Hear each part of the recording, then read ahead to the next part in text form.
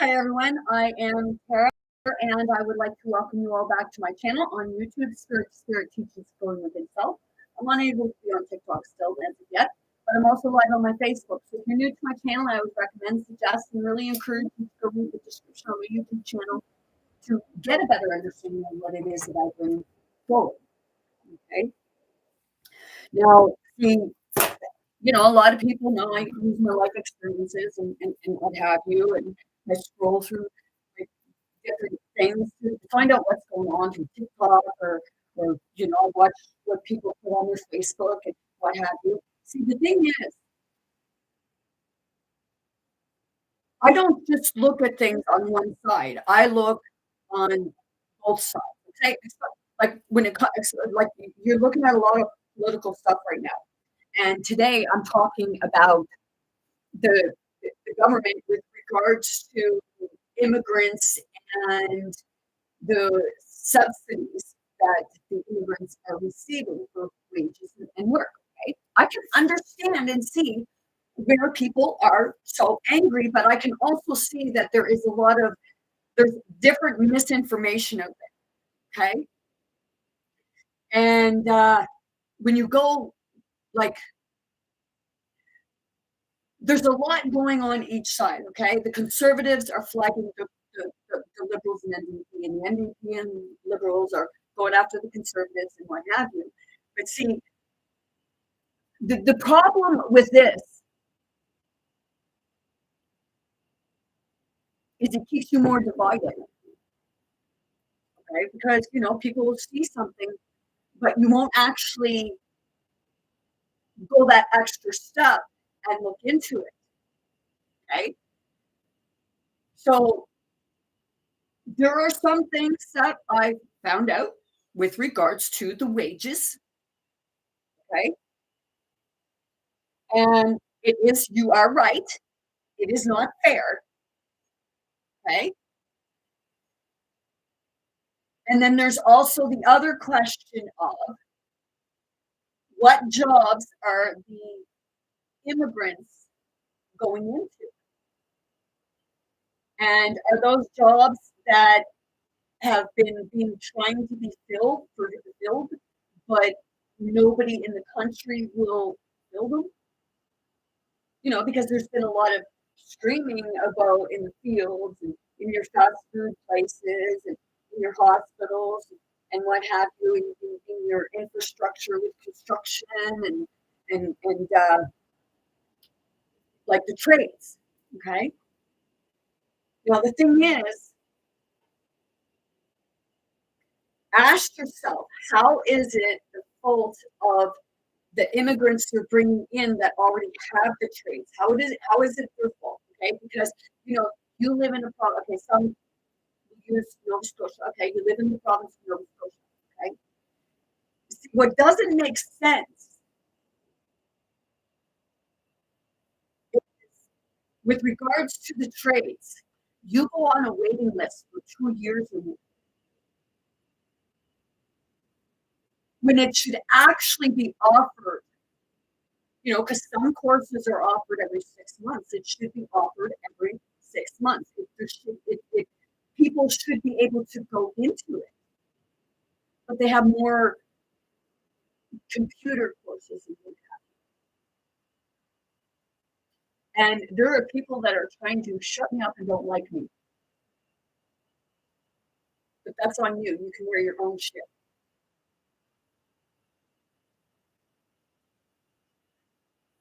See, people point fingers at the immigrants. Okay? Say that they're getting this and this is what's happening and what have you. Okay? But you have to look in your own in your own home, in your own province, in your own educational system. It is that part that is keeping yourself from being able to go do it because you're put on a waiting list. Those immigrants aren't getting put on the list any faster than you are. They're just being brought from other countries because they already have the knowledge of it. That's why your jobs are being given to them, because they already have the knowledge, they already have the experience, because your system, your educational system, does not give you the opportunity because it says it's full. Let's see. Okay. We're gonna, has anyone like really checked into the waiting list for contractors and plumbers and electricians at the colleges?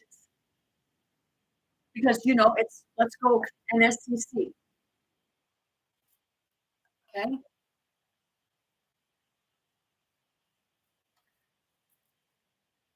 Because people will get angry because they hear something, and that's what it is. It's a trigger, okay? So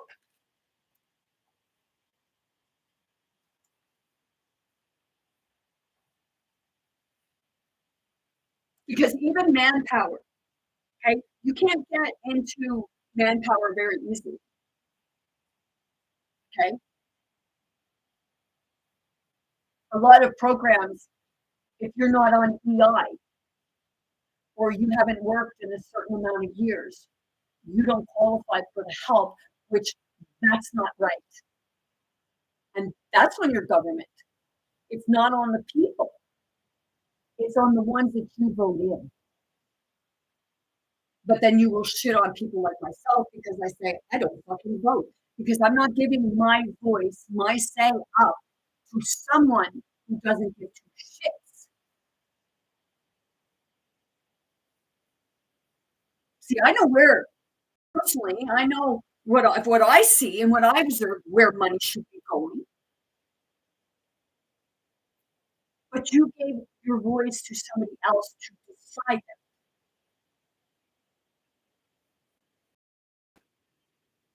Now I messaged someone, and because this is what the trigger was. They messaged me and told me, don't mention any names. I will mention whatever I want, for one. And I don't say names, thank you very much. It's not only you, it's many others. So don't try to bully someone else and say that you're for Polivier, because that sounds like a fucking bully tactic.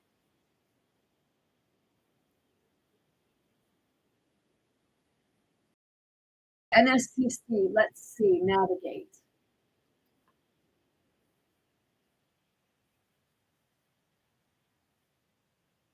Mhm.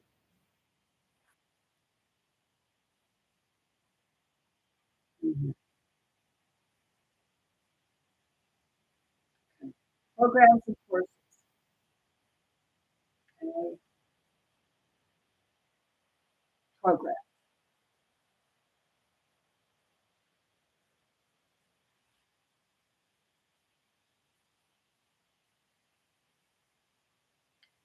Okay. Campus hall.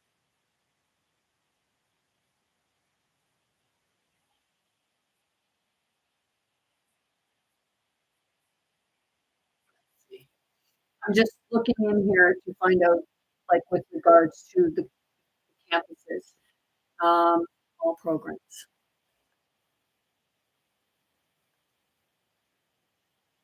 Okay, so we will go in. So I have all programs up. We want carpentry. Okay,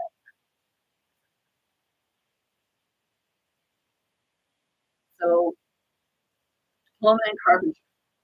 Excuse me. Okay, start September 25th. Okay, learn. Find out. Okay. Locations available for carpentry.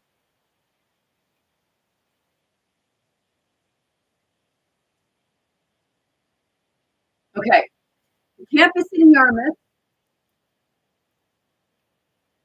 says for September 2025. In Yarmouth, there's seats available. This is for carpentry. In Spring Hill, there's seats available. In Dartmouth, wait list. Kentville,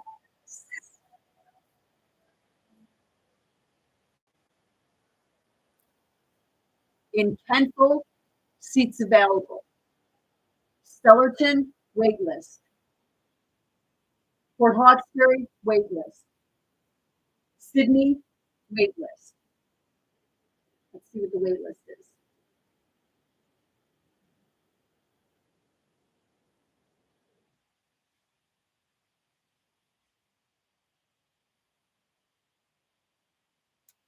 Okay, so that's for carpentry because I want to show you. So the wait list, meaning, you can't get in there.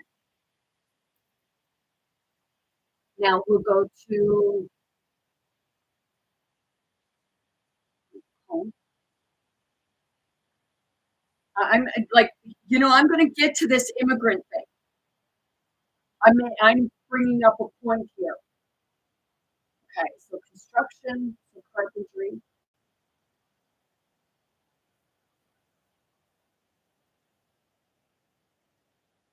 Electrician.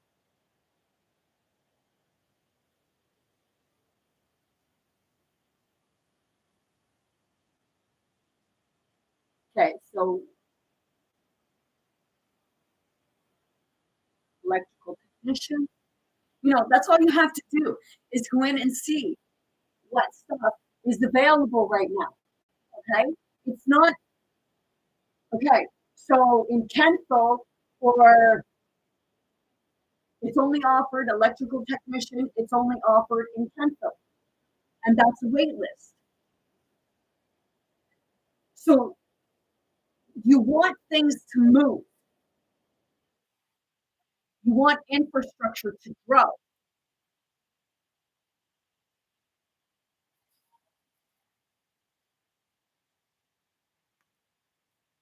You want infrastructure to grow, but you don't want to look at the problem that's preventing it from growing within your own province. Okay. So, in order for it to grow and accommodate everyone and everyone's needs, you have to bring in help. Okay. How are you bringing in the help? I understand that. But people need to sit back and listen and hear what's creating this to happen. Okay.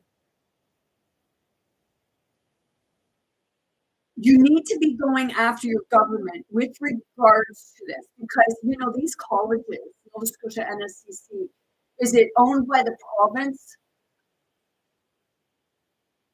Let's see.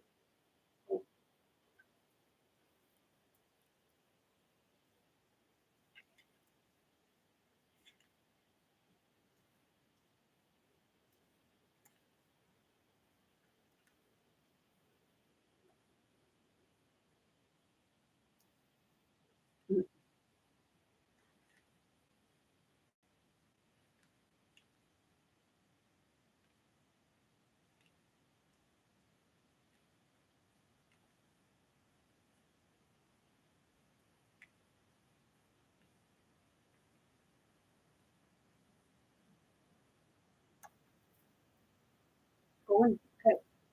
Not owned and operated by the province, so it's privately owned.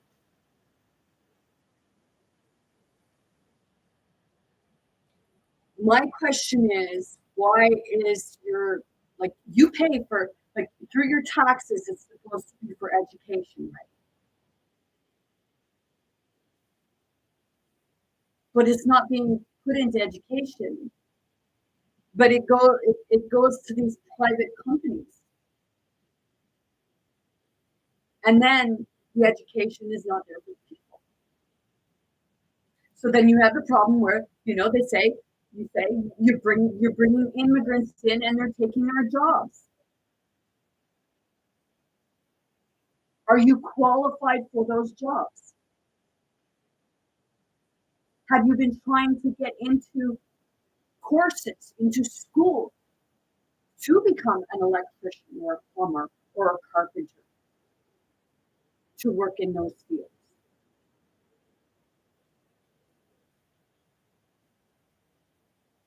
And if you are you on a wait list?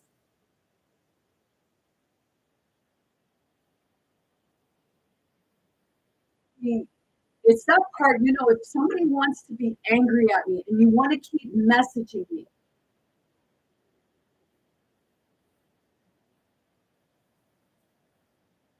I don't have time for the bullshit. I'm not here to argue with you.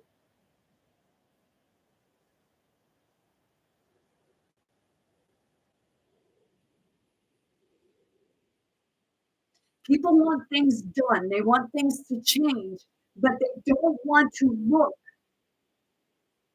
beyond the surface. You want to see what they shove in your face, and if it's not in your face, then you don't see the rest. So they're bringing in immigrants to fill the jobs that you're screaming about because they have the qualifications, but you don't have the qualifications because you're on a wait list. The government should be stepping in and taking the control out of the corporations and the private sector that teaches the people, so you don't need the immigrants coming in, as you call it, and tell them, go back to where you came from. Keep in mind, in 1749,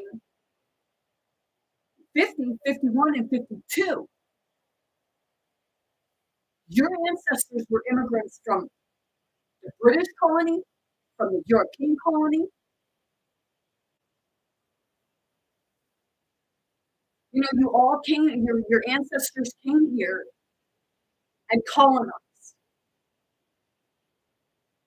Your ancestors came here and took jobs from people.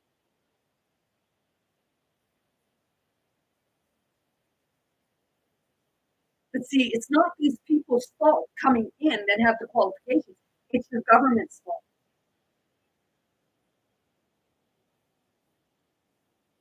Because a lot of them, if you actually did the research, you'd find out that government officials have their hand in all of the educational system and what have you. But it's privately owned, so they're pocketing that money. They're taking your money, your tax dollars, which is supposed to pay for education and what have you, which it doesn't. And people say, "Oh yeah, guys, really?" Because hey, maybe instead of teaching about hate and all this stuff in school, maybe they should be teaching skills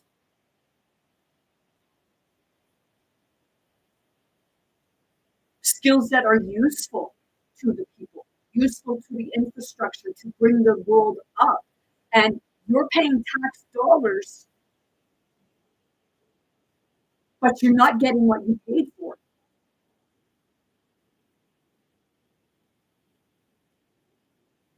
Instead of them instead of them taking that money and putting shit piles into subsidizing, why don't they put money into the structure of the educational system to make it a faster pace so that people can actually go get these courses that are from people? But people don't look at it that way because you look at one piece of a massive puzzle and then you shoot the message.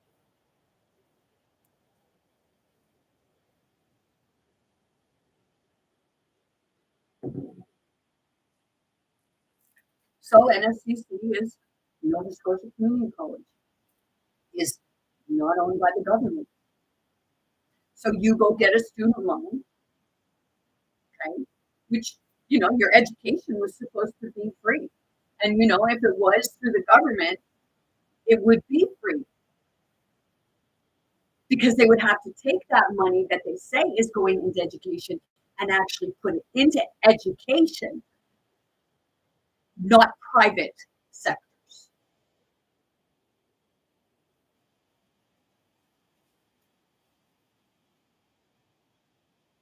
So let's go back. Okay.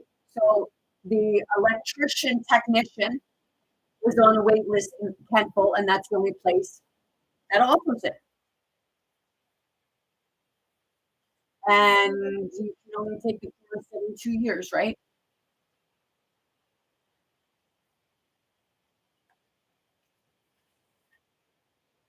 Okay, so electrical engineering technology.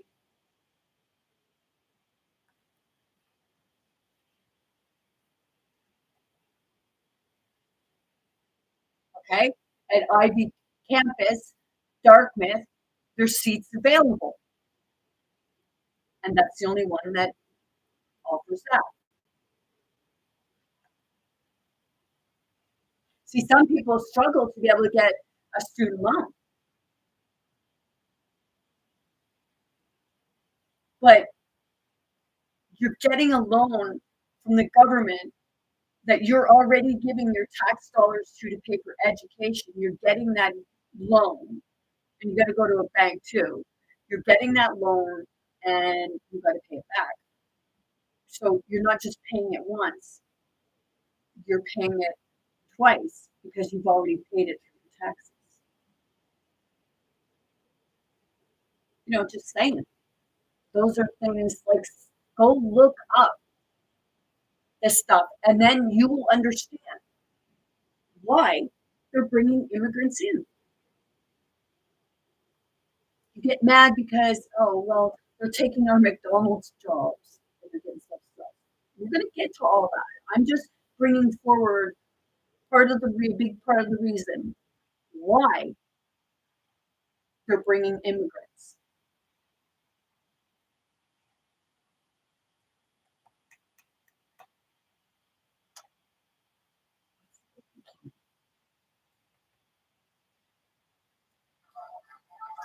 You want infrastructure.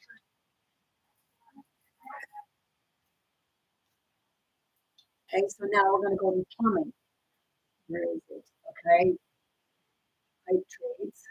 Let's go to pipe trades.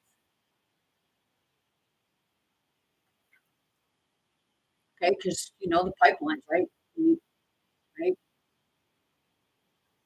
It's some different pipe trades. Institution of Technology, Halifax campus. That's a wait list. So there's been 4 that I've said so far that have seats available, and the rest of them are wait lists.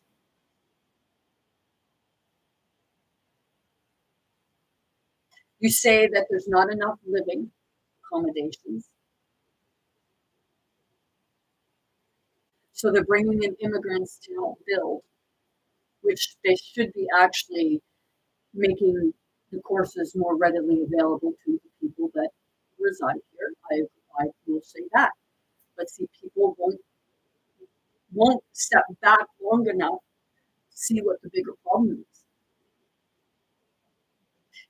Have you heard Pierre Poilievre once say about changing that? Have you actually heard your government once say about doing that part, that change, so that they don't have to bring these people in? Do you know that, maybe they're buying these people? You talk about slaves.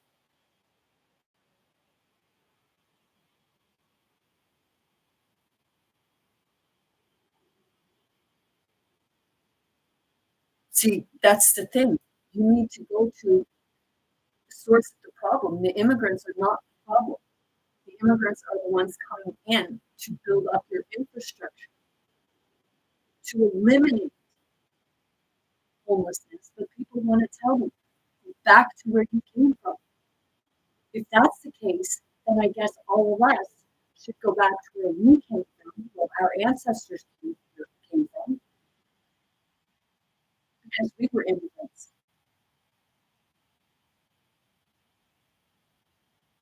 But see, Pierre Poilievre speaks of common sense, but he uses it.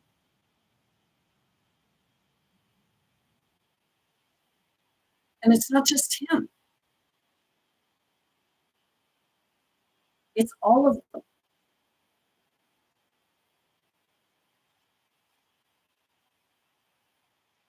There's people against Carney. There's people against Trudeau. There's people against Harper, and I know but people are saying what's going on. You know, your government has not once worked in your best interest, but you keep voting them in and then screaming because of what they've done.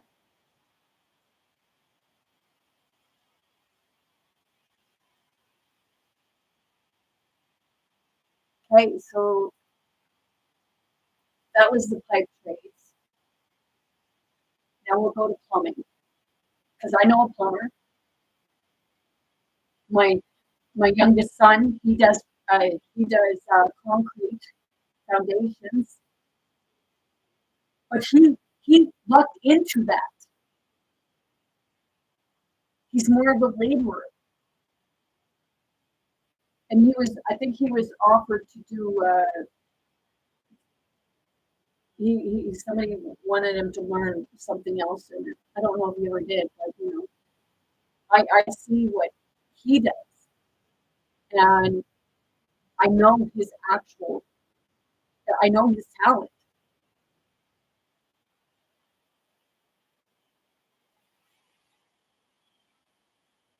So plumbing, it's 1 year, varies for part-time students, certificate, and the locations for that. Middleton, seats available. Classes at Amherst Learning Center, seats available. The Institute of Technology campus in Halifax, wait list. Institution of Campus Technology campus Halifax, wait list. That's blended weekdays and evenings.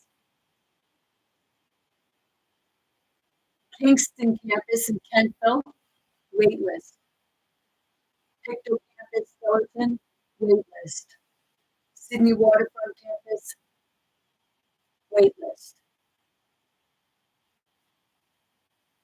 So it's not the immigrants' fault with regards to why they're bringing them in. It's the fault of your government because the government is not putting it into the educational system that helps.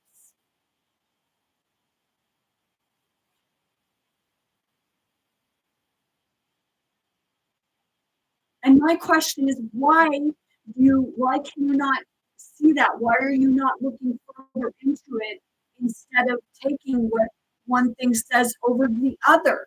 Because they're playing both sides.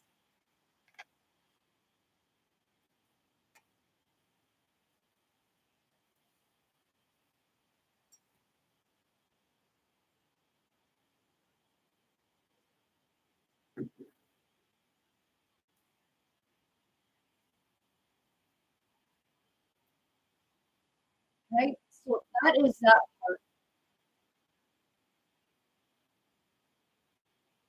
Okay? Go look at these campuses. Go look and find out what type of wait list you're looking at for this stuff.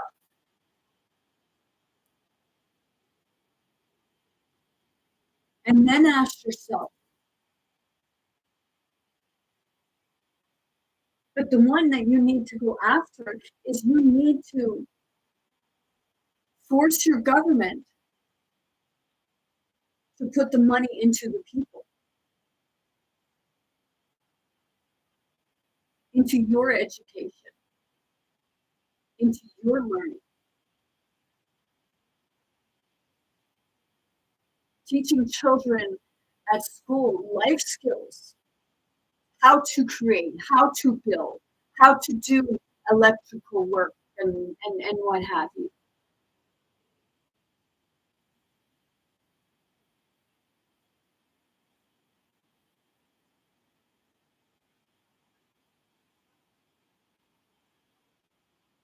That's how you become self-sufficient.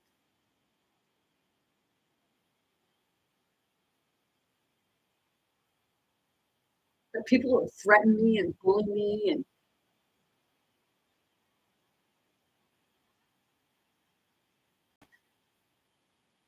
don't take things for face value. I go looking deeper to find out what the real problem is.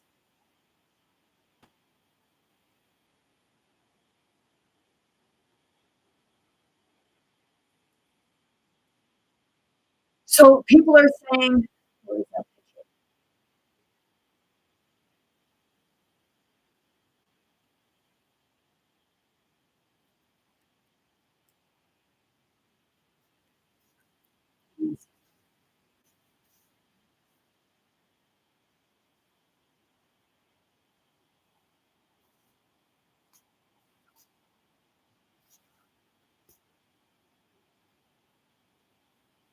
See, I've been even looking into the uranium stuff and everything.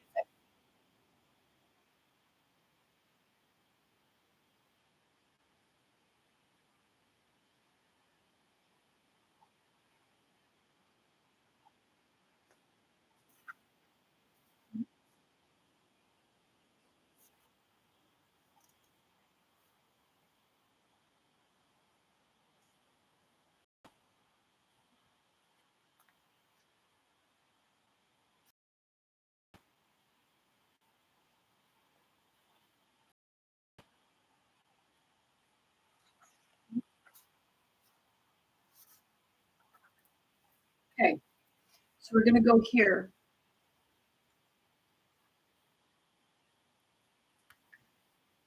And what is it? Muscatava Harbor 2.0. It was on the Facebook channel. It's that, and it's this. But now, when I went looking for it, and I Googled this, I never found it. And it's saying on refugees family receive over $3,000 a month, while Canadian seniors are vulnerable citizens struggling. Okay, I understand that people say about homelessness and what have you, and I did a video just the other day with regards to homelessness, and that the homelessness rate in 2014 was 235,000, and that was Harper government, conservative.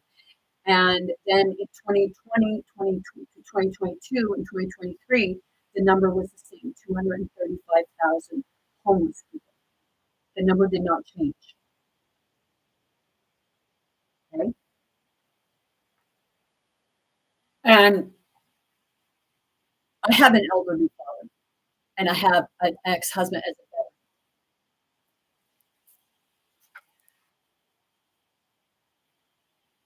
Now, I'm going to read this of what this says, and then I'm going to go. Okay, so now we're going to go to plumbing. I'm going to read this, and then I'm going to go into other stuff that I found. The one person I was talking to is, well, why didn't you go live about this before? Because I did a number of times.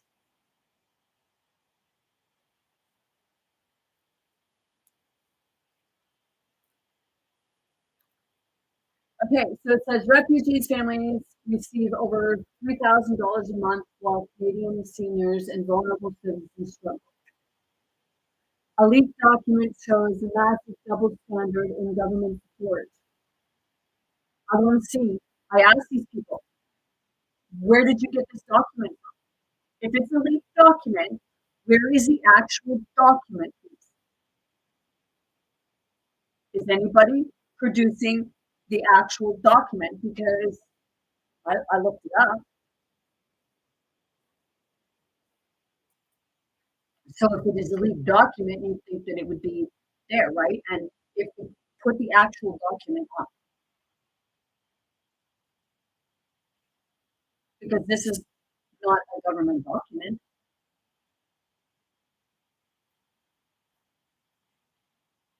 It says for housing, a core monthly allowance of $1,900, employment incentive 900 or $949, child tax benefit 800, or 1,800. Housing top up 500. 8,326.14 cents. One-time startup allowance, push needs monthly total 5,149. Annual total, including startup, 61,789. We're reading this with startup allowance over 70,000 in the first year. Compared that to what Canadians get. Old age security, 717.34 a month. Guaranteed income supplement up to 1,065 a month. Provincial social assistance income support 300 to 600 a month. Child tax benefit for low income Canadian families. The country. Okay. Now,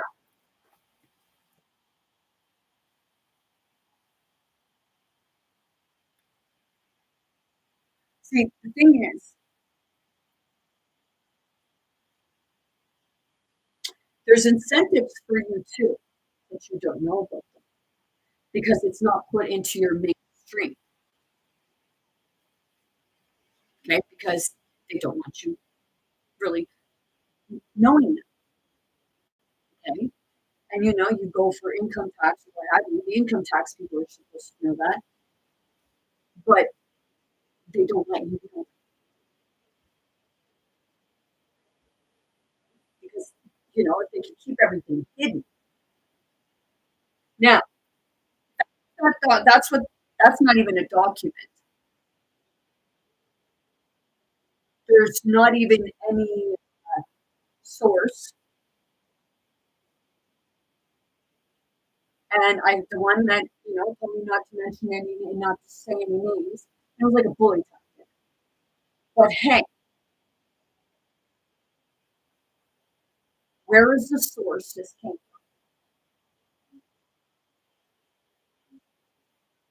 Because anybody could make that up.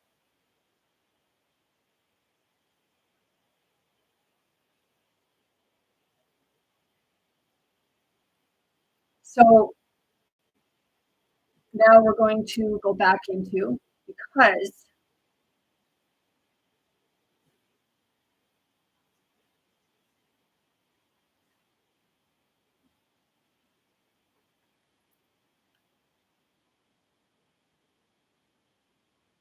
I asked the question with regards to their incentives and do government assisted refugees get more income support and benefits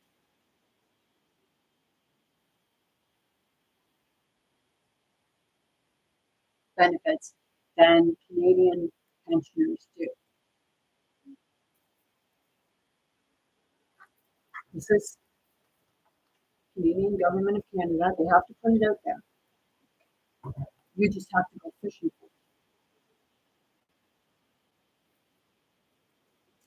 Do government assisted refugees get more income support and benefits than Canadian pensioners do? No, refugees do not get more financial help from the federal government than Canadian pensioners. A commonly shared email makes this false claim. Probably the one you're looking at. The email falsely indicates the one-time startup payment as part of the monthly payment. The amount of monthly financial support that government-assisted refugees gets is based on social assistance rates in each province and territory. It is the minimum amount needed to cover only the most basic food and shelter needs.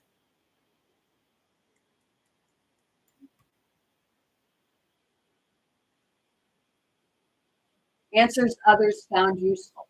Who is eligible for sponsorship under the private sponsorship and refugee program?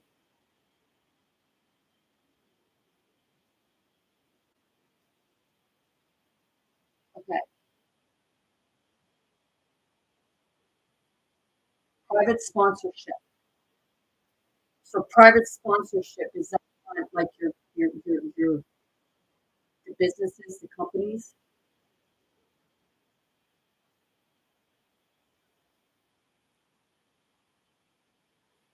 Who can sponsor a refugee?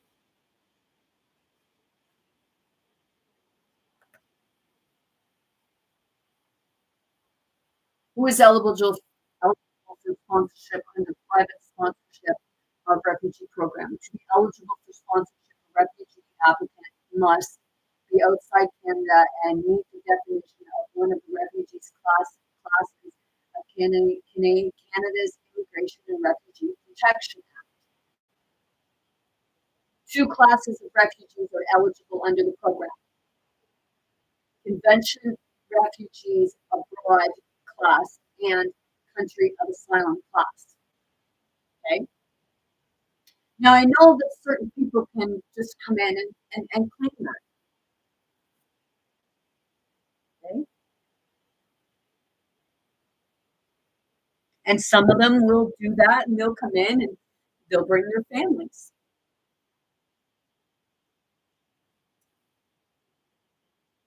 And I understand that too, where people are getting frustrated.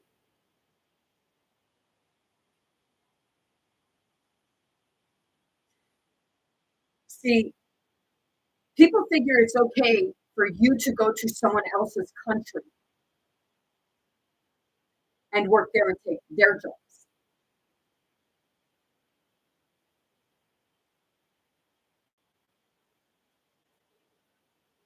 But you get irate when somebody comes to your country and does the same, right?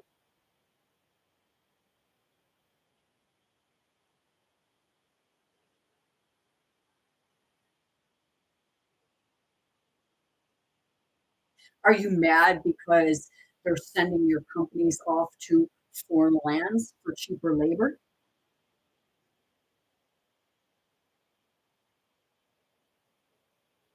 See, it's not the workers you should be upset and pissed off with.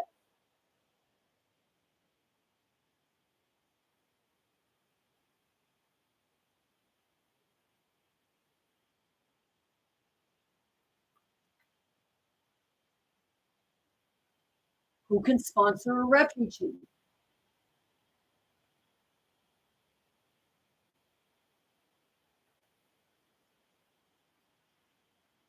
Those people or groups can sponsor refugees, sponsorship agreement holders. These groups have a formal agreement with the Department of Sponsored Refugees. I know someone who sponsored refugees, and they're not really impressed with the ones that sponsored. I mean,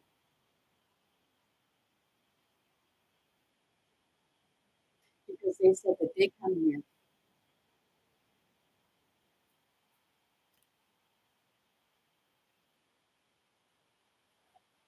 Mary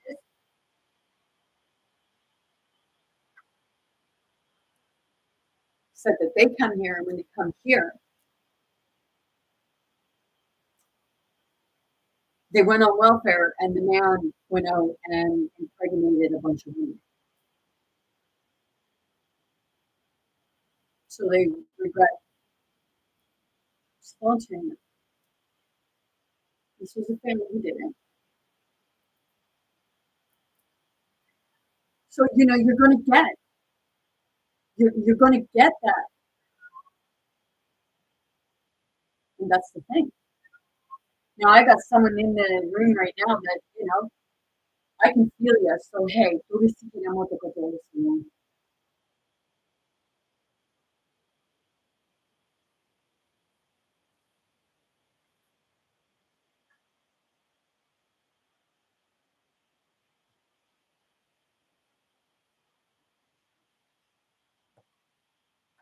Okay, so now we are going to go.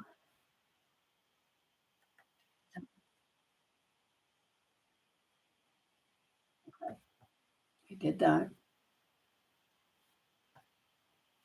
Now we're going to go into the next one. Refugee refugee and income assistance. Government Council for Refugees. Okay.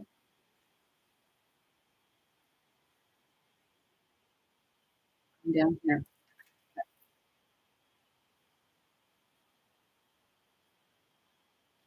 Refugee income assistance Refuting the chain email, pensioners myth.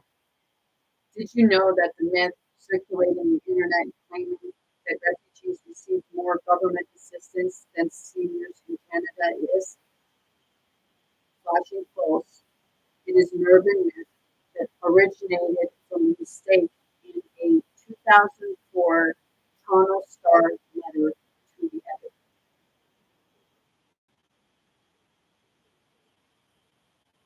So that thing that's circulating around, is that it? And that when you see my body do that, that's truth be told. But you'll think, oh well, you're just psychotic. No, I'm an energetic being, and if you don't friggin' get that, well, I feel sorry for you. Responding to chain email with false information. Have you heard rumors that refugees in Canada receive greater assistance from the government than pensioners?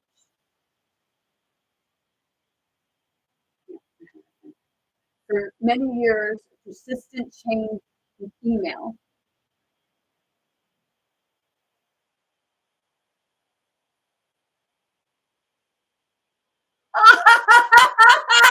I told ya!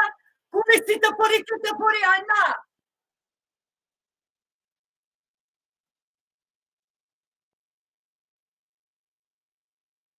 It says, do not apply for your old age pension. Apply to be a refugee. It is interesting that the federal government provides a single refugee with a monthly allowance of $1,890 and each can get an additional $580 in social assistance for a total of $247.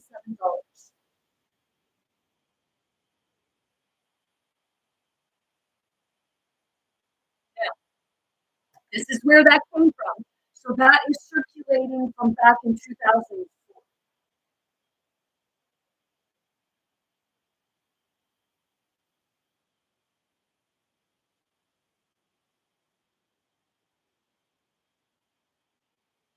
See, it's that part of looking through the stuff and actually taking the time to put the pieces of the puzzle together.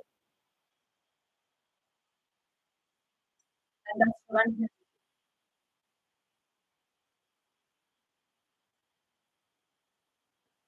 I'm not here to see your side, and I'm not here to see your side. I'm here to see the truth. I'm not going to argue with you, and I'm not going to argue with you. You want to argue with one another instead of seeing the actual truth and stop fucking fighting over it, then you go ahead. Because you're going to keep butting heads, and you're going to keep going through the same thing, and you're not going to accomplish anything.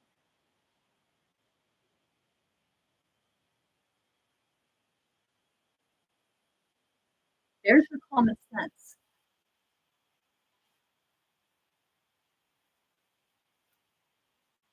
Responding to change email with false information. Have you heard rumors that refugees in Canada receive greater assistance? Okay, so for many years, persistent chain email has been circulating, claiming that refugees receive significant more money in income assistance than Canadians collecting a pension. The information, which is based on a letter published in the Toronto Star, is false. The record has been set straight by the federal government and the Canadian Council of Refugees. We go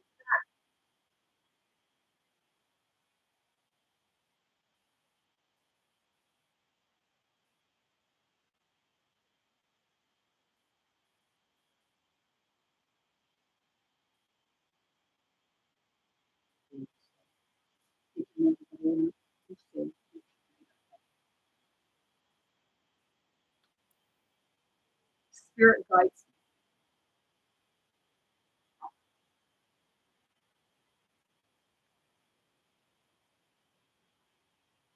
Oh, okay, I already know.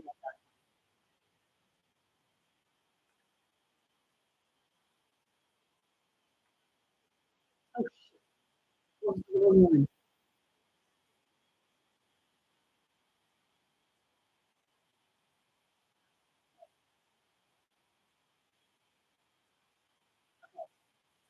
To read the Toronto Star's explanation on the history of its urban myth, you can click here.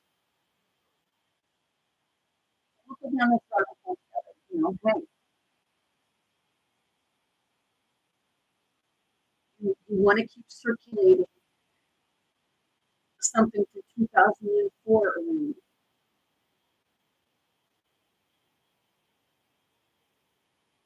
Toronto Star.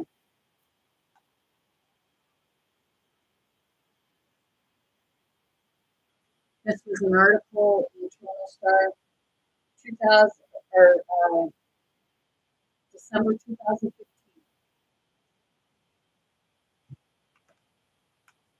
Opinion, a mistake that traveled around the world and back again.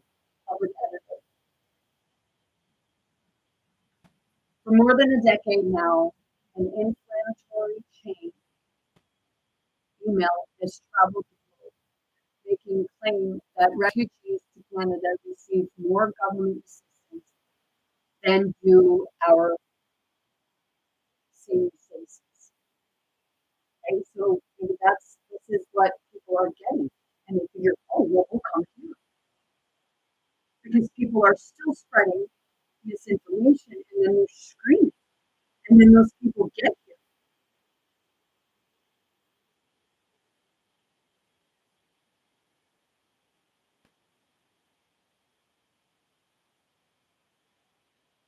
Making claims that refugees have that is false. As we open our borders to welcome Syrian refugees to our country, let this be perfectly clear. Refugees to Canada do not get more financial help from the federal government than Canadian pensioners do.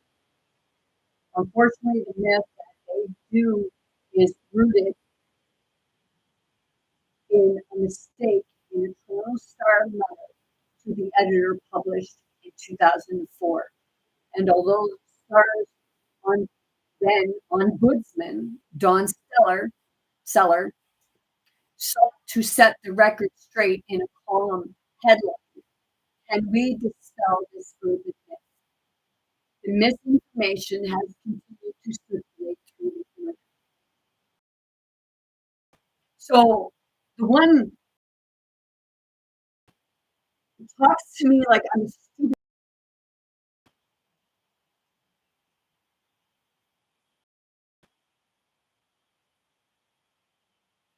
Said that they come here.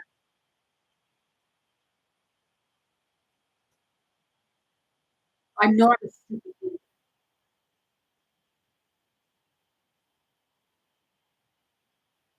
but people are being ignorant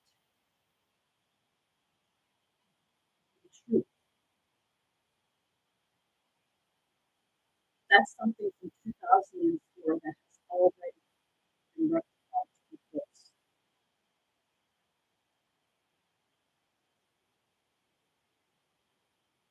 But people keep circulating it and adding to it.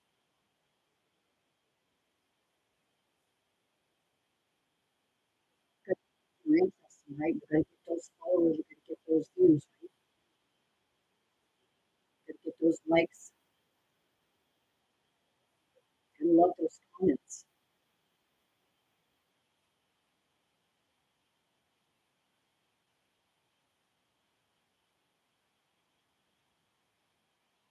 The growth of social media, particularly Facebook, which that's where this person had it, has given this law even more power. Wikipedia even has an entry about this urban legend.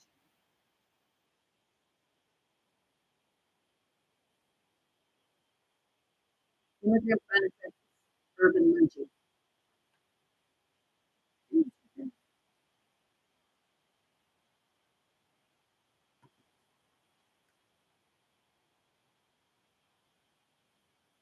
Originally 2004, Toronto Star on March 11, 2004, Toronto Star published an article about resettlement of a group of refugees from Sonia at home, Ontario. This article focuses on the Canadian government's new strategy to diverge immigrant and refugee settlement away from the most popular destination in Montreal, Toronto, and Vancouver. The article also describes the support Syrian refugees would receive from the Canadian government. So the person receives $1,890 from the federal government. This is what they had in there. A starting allowance. Go read that paper, whoever. If you're watching this and you have that thing that you class as a freaking as proof, go look at this a week. Except on that, it had $1,899,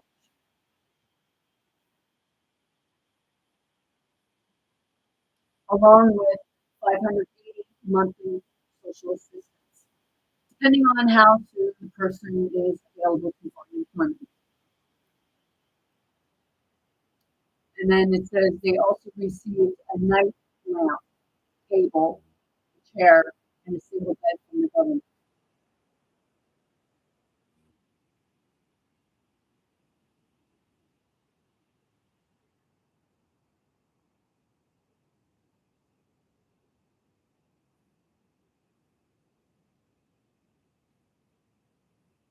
On March 12th, the day following the publication of the article, Nicholas Kingian, the reporter who wrote the original article, received a Pullman email from a reader.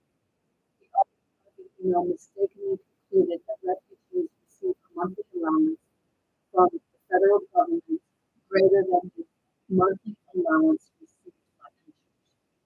This email was also copied to 100 other recipients. When the reporter, that's truly, when the reporter tried to respond to the email to correct the mistake, he found that the address no longer existed. This is what's circulating.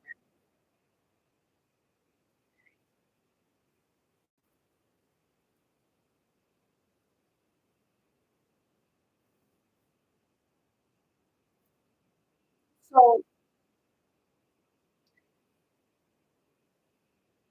my question is, if you are a real truth seeker, why would you not look into this instead of putting it out there and getting more people angry because it was someone in the beginning who wanted to stir shit. What's the chances that maybe you can do inside the job?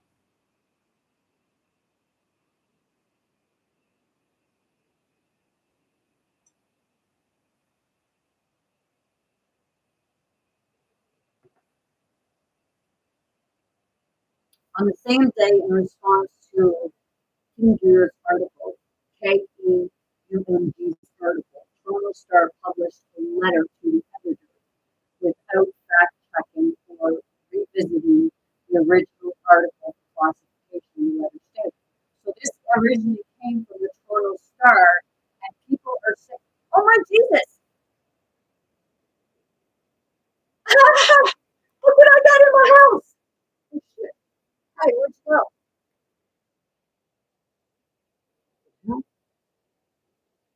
Where'd you go?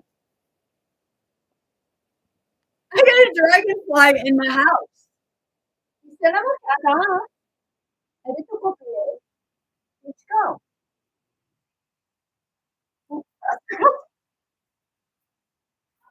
Excuse me one second. Well, that's really weird. It's going now. It was like it come right over here, and I thought at first I thought it was outside, but it's not outside. But it didn't go outside because it didn't go blind me. Give me 1 second.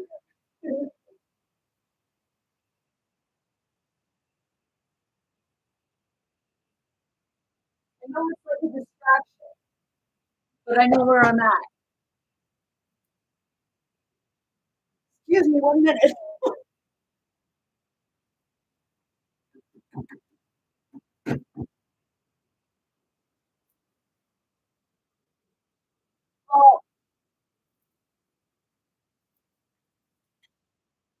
You know, weird things,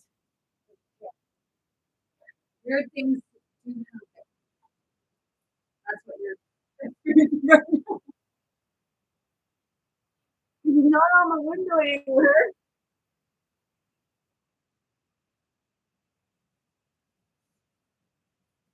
But it's a dragon. So, okay. So it was the Toronto Star that started, and people are saying about fake news, fake news. Well, there's a group of fake news.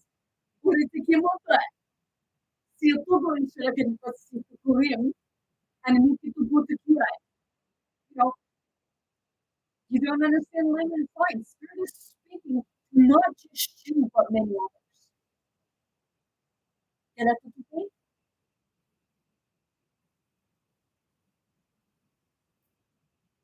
Okay.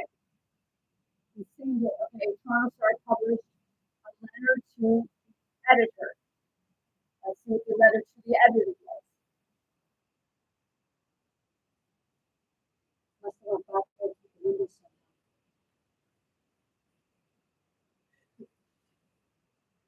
A letter to the editor is a letter sent to publication. Okay, a letter sent to publication about an issue or concern to such letters are intended for publication. Many publication letters to the editor may be sent either through conventional mail or electronic. Letters to the editor are almost frequently associated with newspapers and news magazines. However, they are sometimes published in periodicals such as newspaper and technical magazines and academic journals, radio, and television stations. May also receive such letters, which are sometimes read on the air, particularly on news, commentary, broadcast, and talk radio, and this presentation form of the letter can also be described as a mail or Western mail. Okay, so let's go back.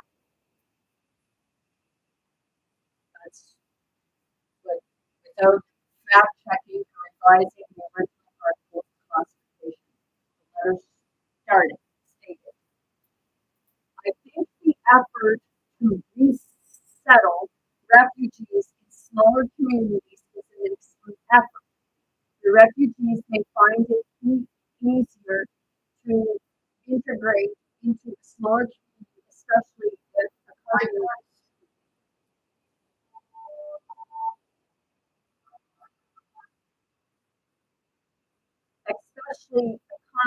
accompanied by some of their patriots.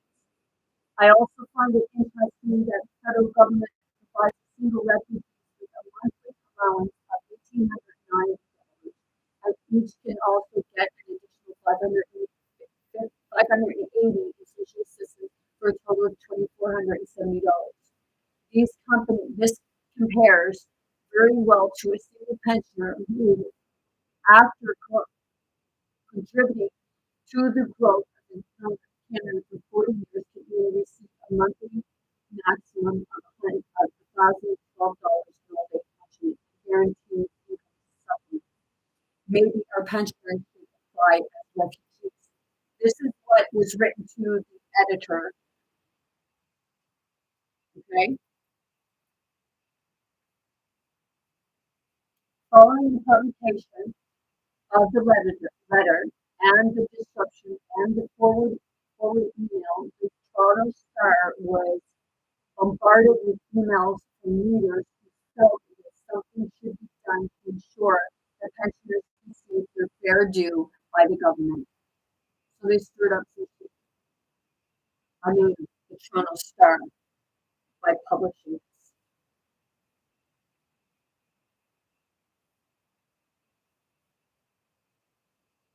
After investigating the matter and realizing that a mistake had been made, the ombudsman of the paper published an article on 27th November 2004, correcting the conclusion that refugees received for the punches.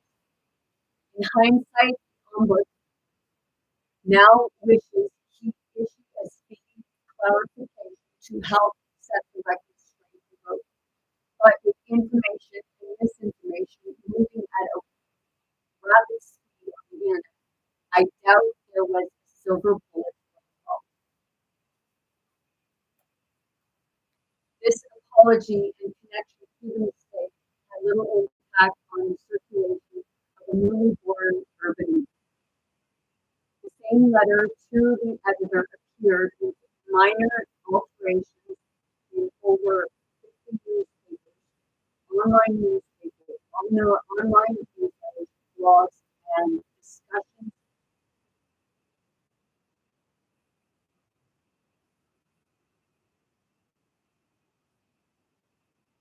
with friends in the next 3 years. 6 newsletters printed the same letter with slight alterations more than once on different dates and in different actors. Or sorry, authors. There.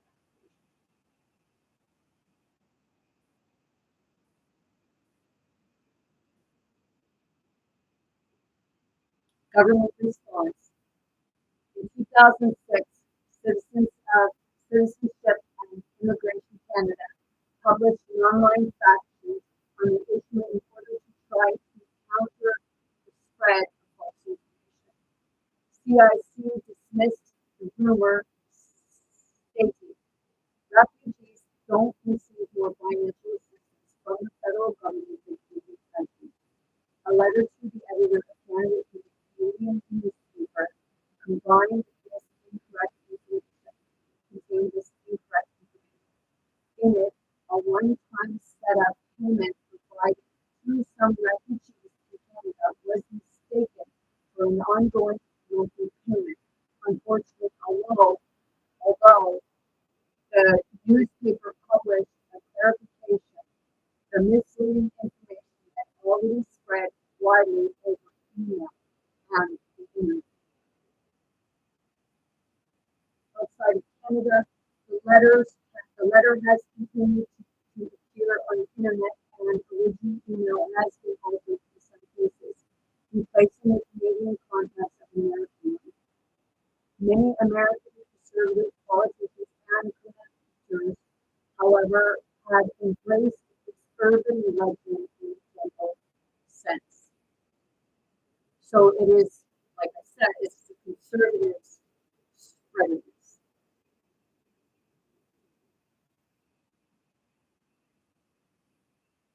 In 2012, a UK version of this letter started circulating on Facebook in the form of an open letter to Prime Minister RT Honorable David Cameron MP.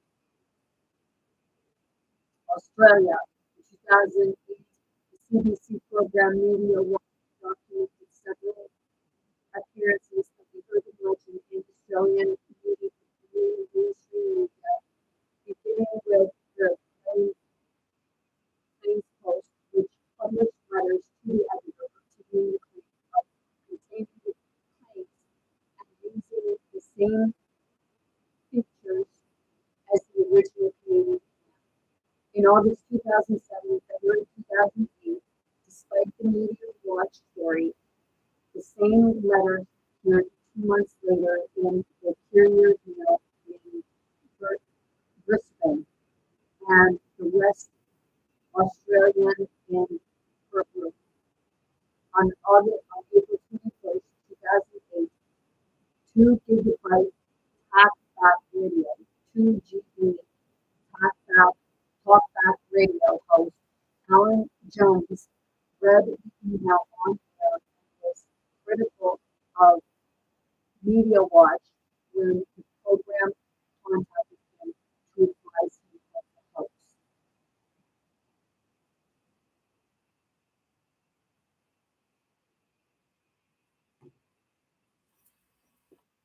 So this is not only going on in Canada, but it's also going on in the United States.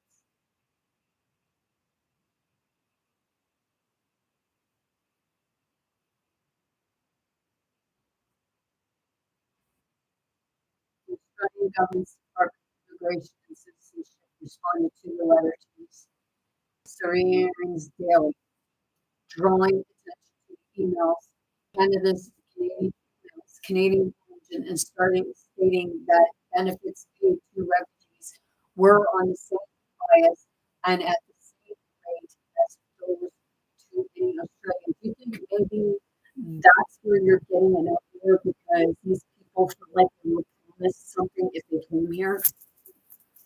Yeah, yeah, shit. These people are doing it.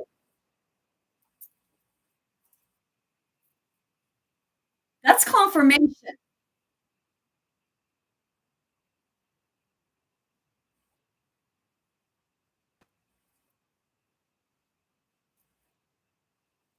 So what you're seeing is all because of what was started at the Toronto Star. And then it just kept circulating. Here we are. That was in 2004, and here we are in 2025, and it's circulating around and we're posting it on Facebook. That makes you part of the problem, especially if you continue to do it after this being brought forward. You're going to do what you want, but are you going to help prevent the problem from going any further?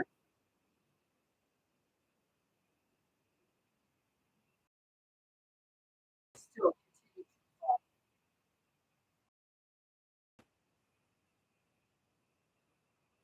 Because if you do, I will not want you to do it.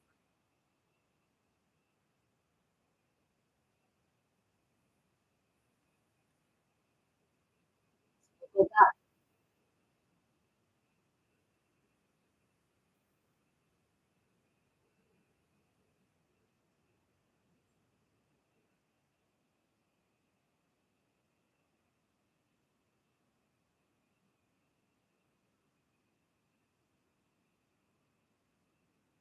Okay, so we went to the The growth of social media, particularly Facebook, has given this right even more power.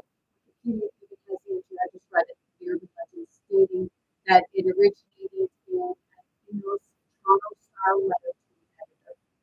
The entry adds this apology and correction to the mistake had, however, very little impact on the circulation of newly born urban.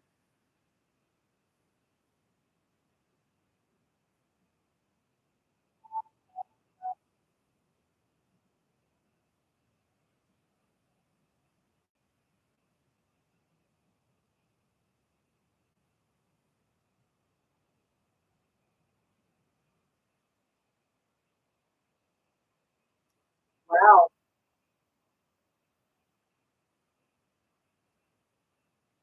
Yeah, I'll be taking it.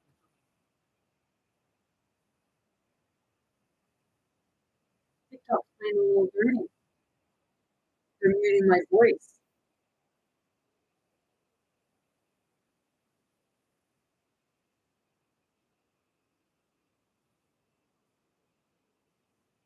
Just remember to talk.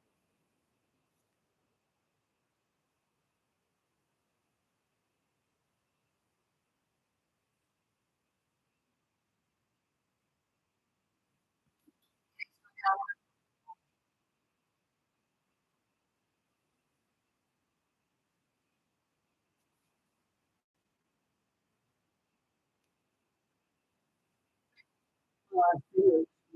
Let's see. Newly born urban myth.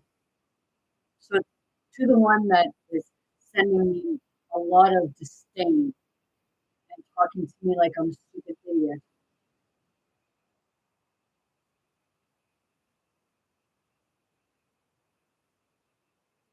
And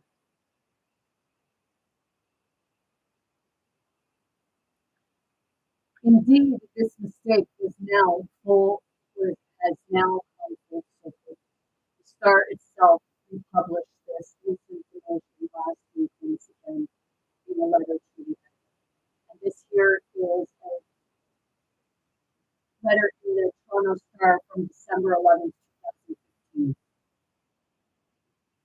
So it circulated in 2004 and up, and then in 2010 or 11, and in 2015, and here we are in 2025.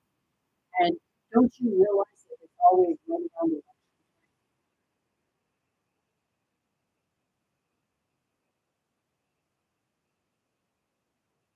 Just like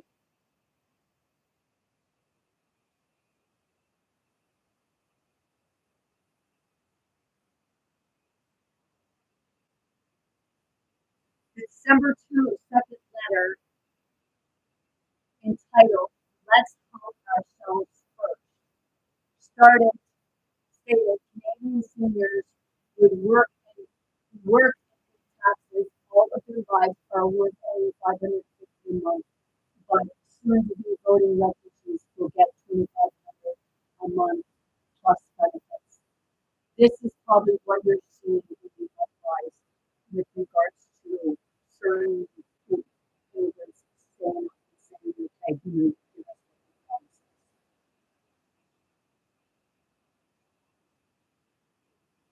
But nothing was promised to them. It all started with fake news.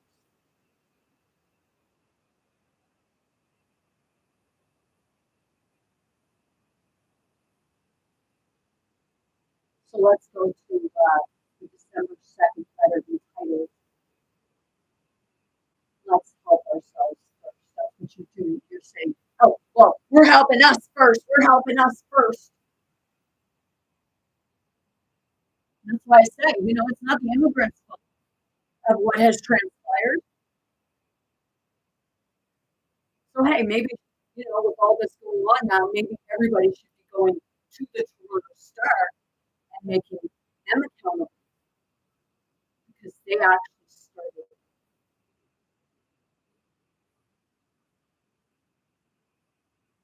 And look at what is happening. You're killing each other. You're fighting. You not realize that, these news establishments, that's why people know. You have to create chaos in order to stay up. You got to get that excitement. That's the third.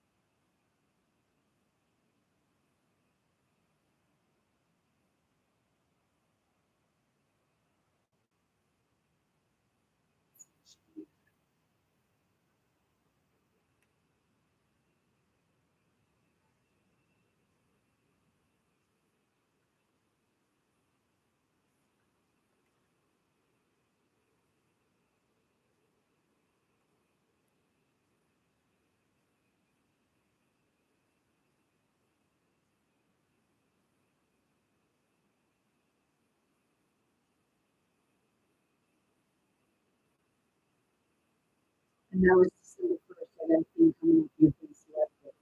I'm going to click on that.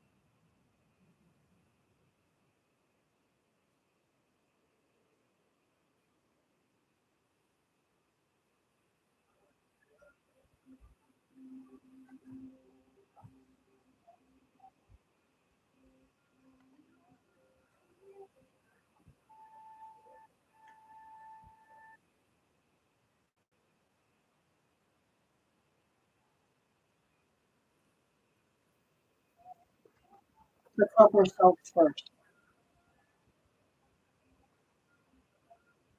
Not being analytical.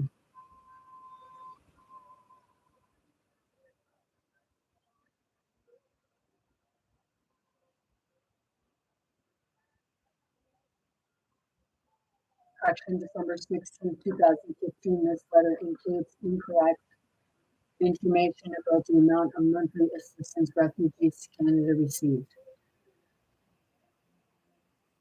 See public editor column.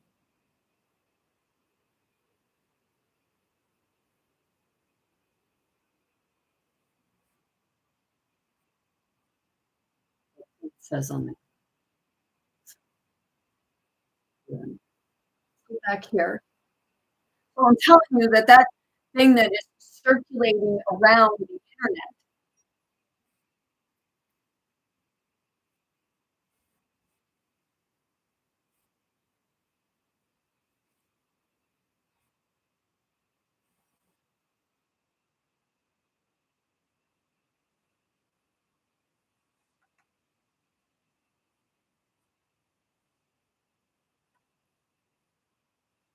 it started in 2004 and you're still circulating around.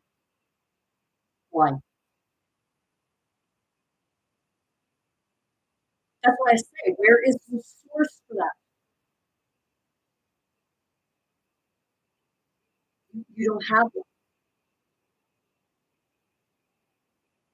because it's all about the clicks. It's all about the ratings. It's all about the followers, subscribers.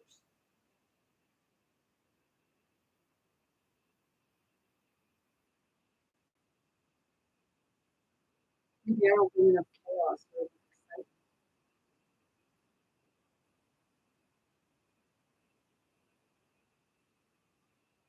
because people struggle with the truth.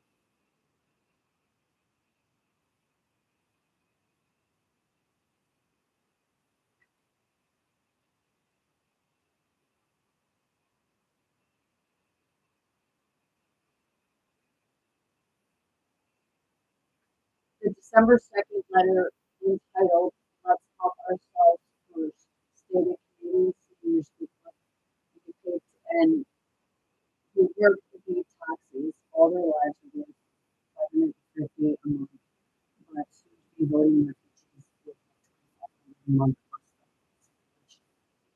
It's already been told that it was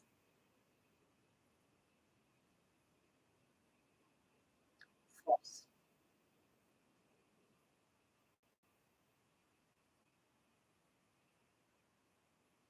So, hey, in this case, it wasn't the government that started the problem. It was Trump's start.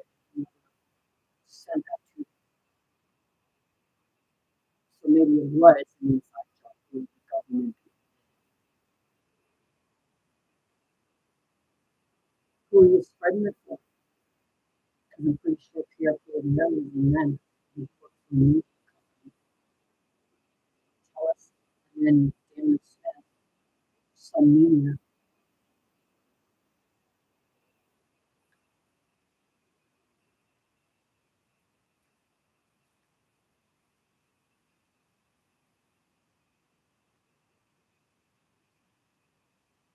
Yep, TikTok is.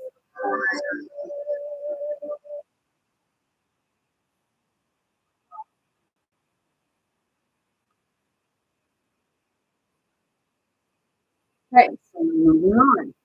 Right? The result in an email from another reader who told me the history of the myth that refugees receive more government assistance every month than seniors do and import.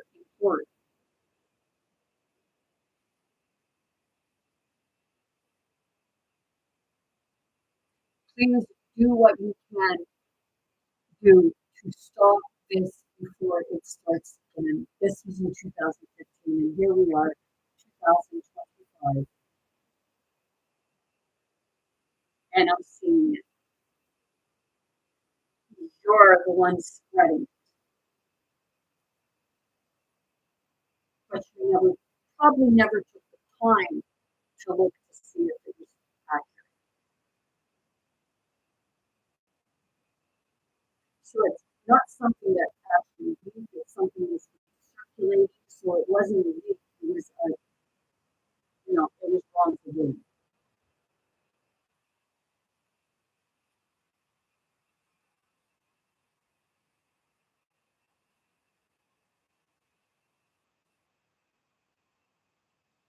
Just saying.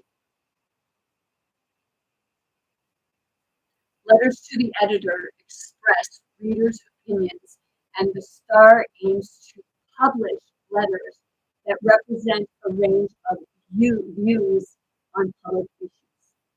This letter was selected for publication largely because it was short and made a point that provided an opposing perspective to the Star's strong editorial view in support of Syrian refugees. Given the number of letters submitted, it is nearly impossible for the Star's letters editor to verify every fact in readers' letters.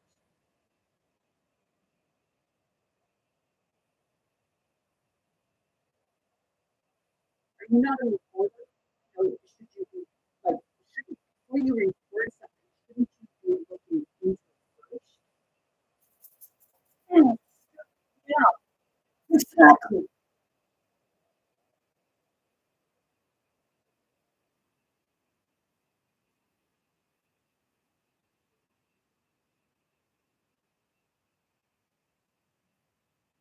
Seriously.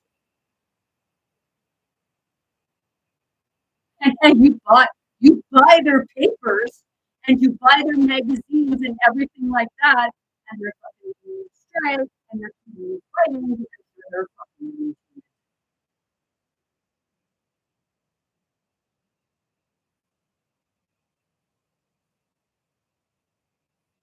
Said, sign it. So I like, oh, they're not telling me. If something from 2004 is still circulating again, and we just had an election, so it started before the elections. We just had an election. The states had an election. There's a pattern to it because in 2015, that's like in 2004, well, wasn't that when Harper first got in? And then in 2015, it had right around the election time again, it had started then, but the conservatives didn't get back in, the liberals got back in, or the liberals got in. And then you've probably seen it in 2021 when the next election came. And now you see,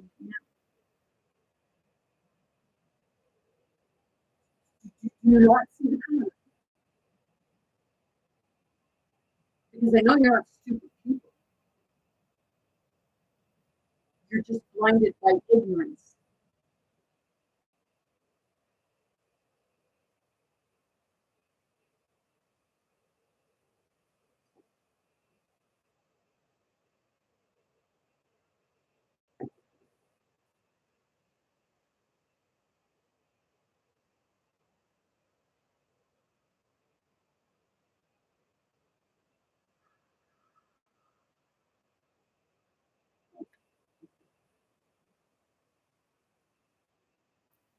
Letters to the editor express readers' opinions of the Star aims to publish letters that represent a range of views on public issues.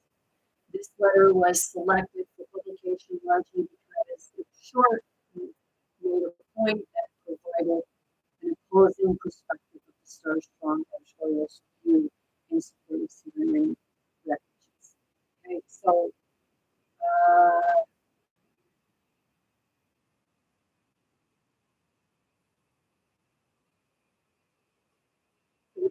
I made a point, but it didn't make a point. It created chaos, division, hate, racism, prejudice.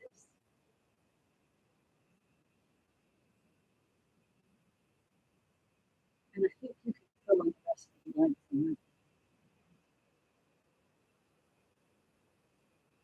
Given the number of letters needed, it is nearly impossible for the star's letters to verify every fact in the reader's letters. Something like that, you should be fucking terrified. And thankfully, factual errors in letters are rare because editors do catch many mistakes. But this here one, you've probably seen it, but hey, it was good for your ratings. Catch, do catch many mistakes. Still, given the potential inflammatory nature of the fact cited, I don't think I would have published this letter without further checking. So because you were caught because of your ignorance and you wanted ratings because it was short and it was exciting. Oh, this is going to stir up some shit. Yeah.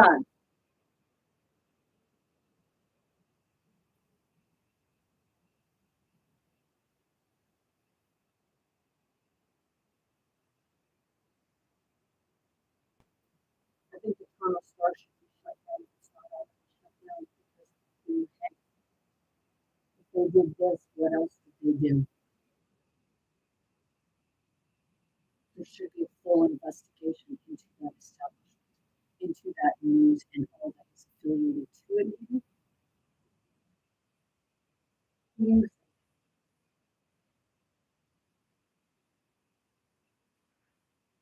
Letter editor Rob White thought the numbers cited by letters Patricia Starr looked, and given that her past published letters have not been issued with facts, he trusted she had the facts right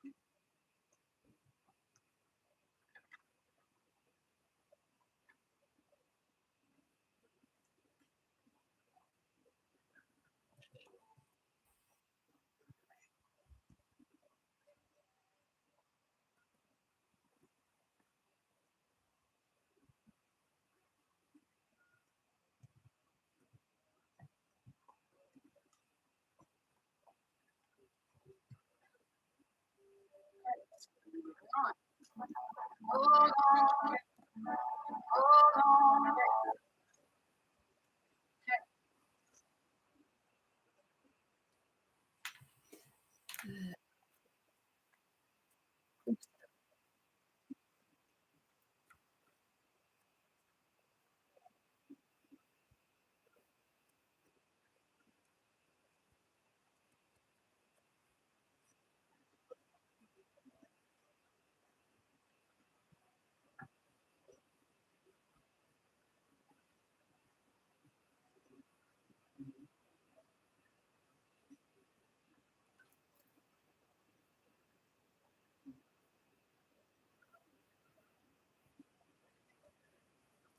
Interesting. Let's read about her. February 1989, Patty Starr, prominent figure in Ontario politics, resigned from her position at Ontario Place in February 1989 following the Patty Starr affair, which was involved in legal political contributions. This registration was part of the border scandal that affected the Ontario government and contributed to its downfall in the 1990s. So she goes, ah, shit!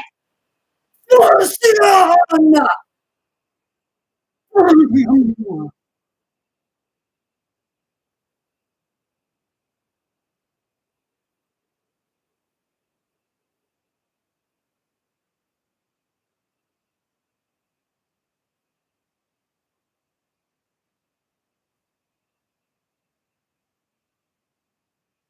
Patricia Patty Starr. She had a deep history. She died in 2004 or 2024. Was administrator, novelist, and fundraiser best known for her role in Patty Starr Affair, a political donation scandal that tainted the credibility of David Peterson's Ontario government in the 1980s and contributed to its defeat in the 1990 government of Ontario government election. Background: Starr was born in Toronto and was educated at Lacy University. Starr served for a time as vice president at the Canadian Jewish Congress. Oh, Congress. And chair of the National Council of Jewish Toronto section. And, oh, they don't look at them. And was on several books, including the former O'Keefe Center for the Performing Arts and the agency now known as the Toronto Community Housing Corporation. She was a prominent fundraiser. She was a prominent fundraiser for the Ontario Liberal Party and was appointed chair of Ontario Place by Premier David Peterson in 1987. Crap. And this is the one that gave that article you're reading right now. Wisdom of Illinois. Holy shit, man, this fucking hurts. Oh, oh, oh.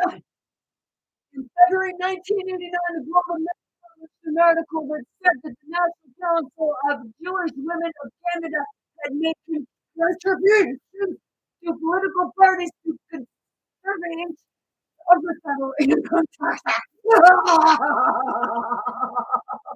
The donations were made under the direction of Starr, who claimed that the donations method was not covered under the act. Oh, bring it. Oh, good people putting together. Oh, she labeled it as a loophole of the British Mercy. A director of Revenue Canada said that she was mistaken and the charities were specifically banned for contributing in partisan political causes. Oh man, you really want to fucking hurt me? Por este felicito, por esta mentira parecida. No sé. In March, the National Council stripped the officers of the executive branch of their powers. And Starr stepped down as president of the charity, but denied it had anything to do with the investigation. In June, she resigned as chair of Ontario Place. In the same month, a leaked report listed several Canadian politicians as having received donations in 1987. These included Provincial Health Minister Eleanor Kaplan, Elinor Kaplan, Transportation Minister Ed Fulton, LTON, Federal Progressive Conservatism. He Bill at Adwell, Toronto Mayor, Art Eagleton, Edgerton, EGTLETON.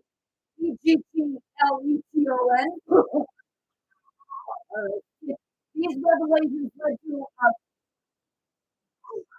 cabinet shuffle by Peterson and five ministers who had received contributions plus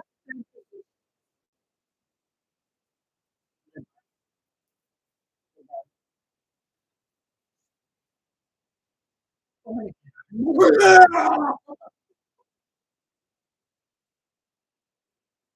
June 24th, 1989, Peterson ordered a judicial inquiry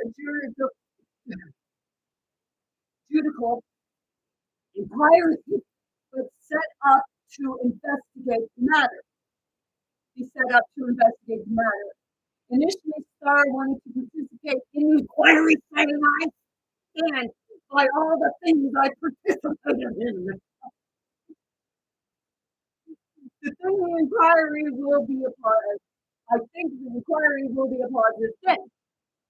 She is the one that did this article that caused the whole fucking uproar in the Jewish community.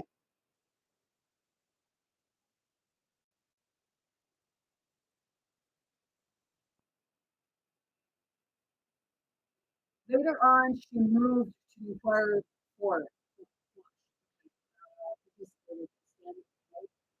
Because of things later on, she moved to have the inquiry squad. In January 1990, the Ontario Court of Appeal dismissed her request. 2 weeks later, the Supreme Court of Canada gave her leave to appeal. In a decision in April, the Supreme Court declared the inquiry unconstitutional. Here's Starr successfully argued that an inquiry investigating criminal charges denies subjects their full legal rights.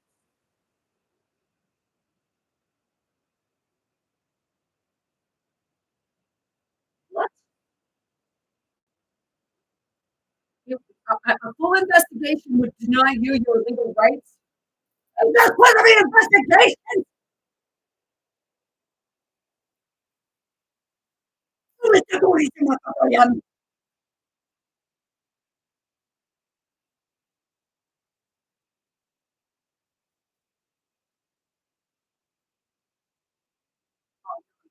Starr essentially argued that investigating criminal charges would deny subjects their full legal rights.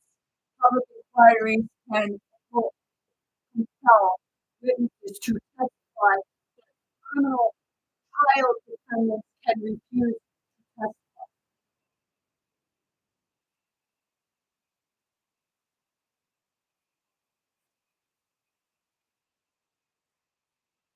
Is that not what someone's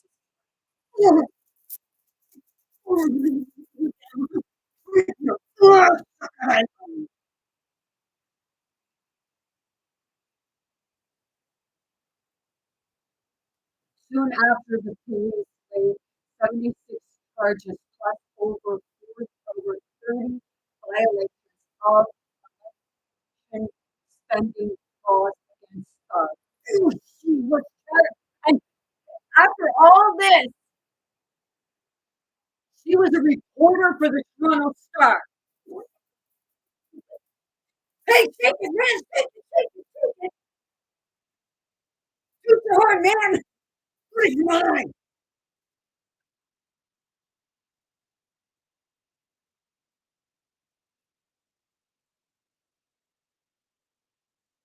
He was charged with defrauding the Ministry of Citizenship and Culture and collecting $350,000 more than her organization was entitled to in grants for renovation to its offices. The Liberal Party and several party officials were also charged with fraud and breach of trust. It's on both sides.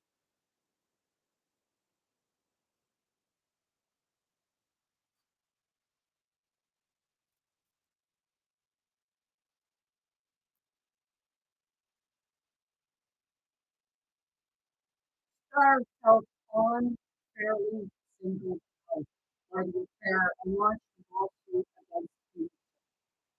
His advisor, Vince Ford, Attorney General Ian Scott, the province and the cabinet for $3 million in damages for negligence, dis- defamation, malice, prosecution, and abuse of power. In 1991, offered to settle. She offered to settle for 150,000, which were her legal costs. She later dropped the lawsuit. Wonder why? She went from 2 million down to 150,000.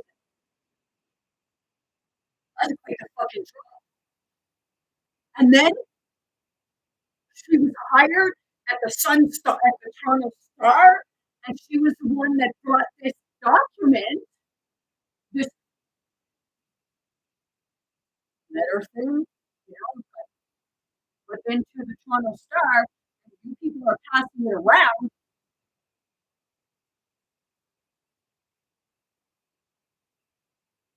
Keep doing what you're doing, soon.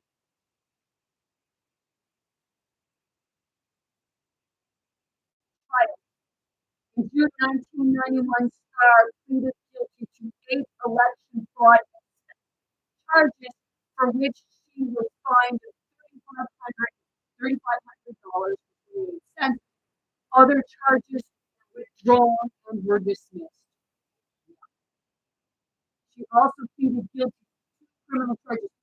This was you or I or any everyday person. You know what we have here, right? She also pleaded guilty to 2 criminal charges out of 11 originally laid. Breach of trust in using $33,000 of charitable funds for her own purposes and fraud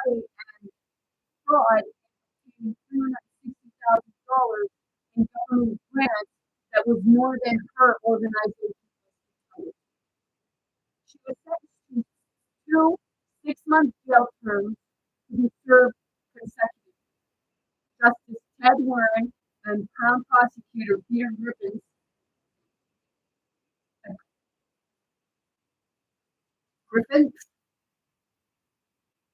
Griff with an ITHS agreed with Starr's counsel. Peter West, now Superior Court Judge West, on the statement of facts that included following comments by Justice Weird, RN, present in an open courtroom to the media and public presence. Notwithstanding, there was no personal financial benefit to Ms. Starr, and her colleagues were surely aware of her activities on the behalf. An example must be made as a general deterrent to the public because of the high profile of this case. She was paroled after serving 2 months of her sentence.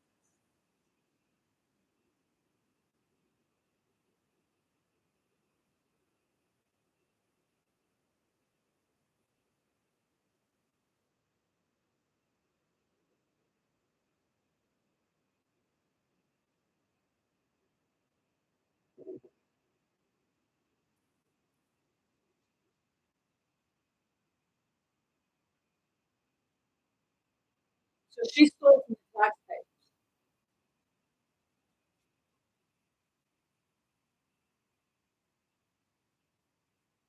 But if you have a late payment with money you owe to the government, they'll garnish your wages. They'll take your driver's license.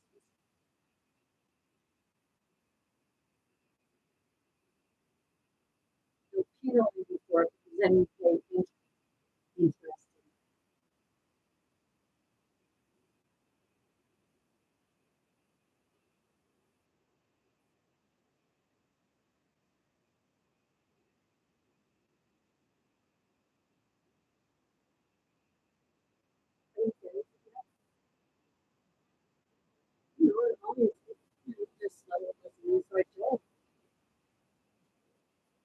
because for years we didn't understand it. She was forgotten.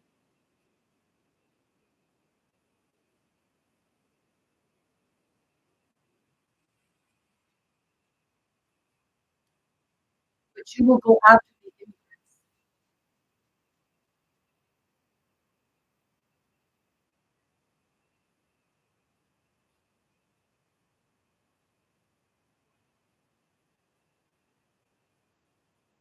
Reparations. Patty Star Affair, as it was called in the press, was one of the contributing factors. So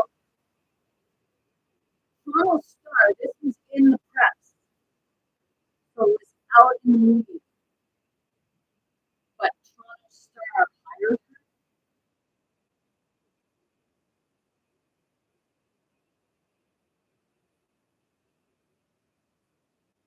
because it was one of the contributing factors that led to the Liberal government's defeat in the 1990s election.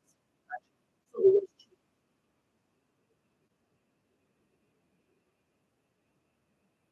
So hey, that same era, so it was cheap.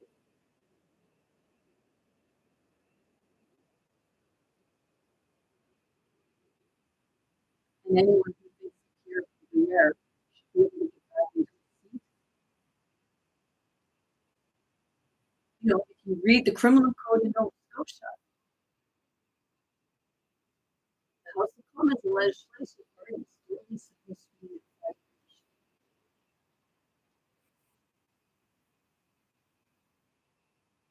and not to be.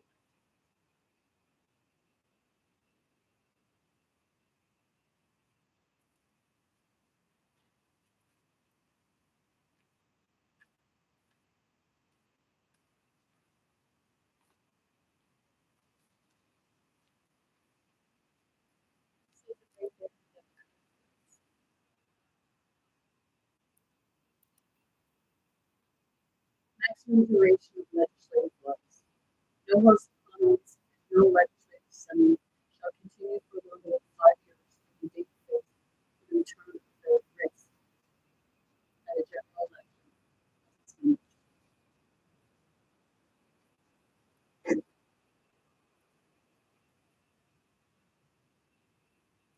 Polls showed that more than half of the respondents felt that Peterson had poorly handled the matter, and 61% felt that it revealed widespread corruption in government.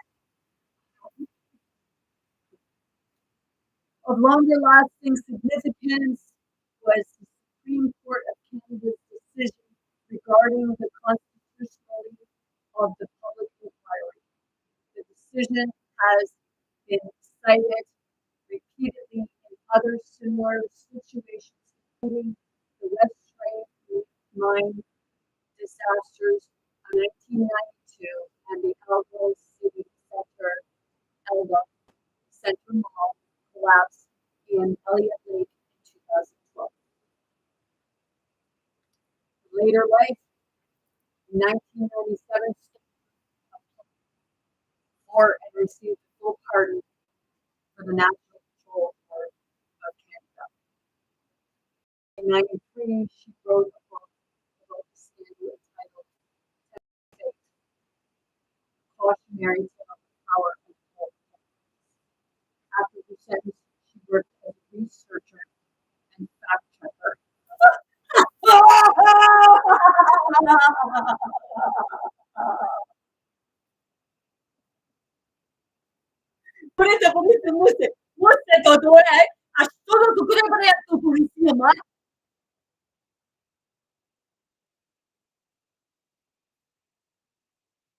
Don't understand the language?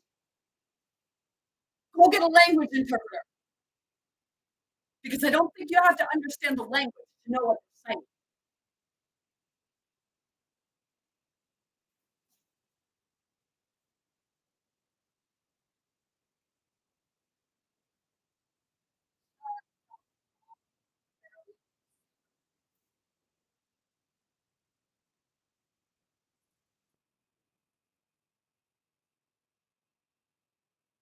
Star is also author of three works of fiction: Deadly Justice, 1997, Final Justice, 2002, and The Third Hole, 2013. She was also the associate editor of the Blue Book of Canada Business in 2017. Oh my fuck, people. Ganito kaya sinunod sa kanya? And you're spreading.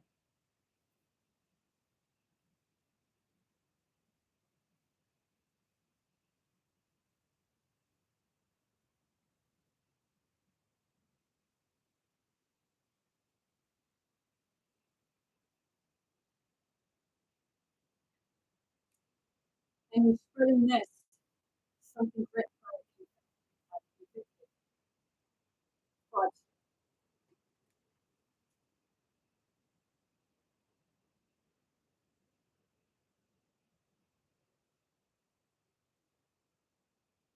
Say, it's not on the side because what you're doing to them is wrong.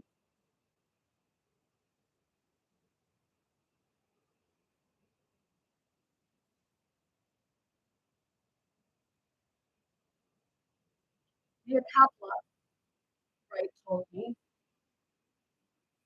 the lesson for me is to watch out for letters that state specific numbers.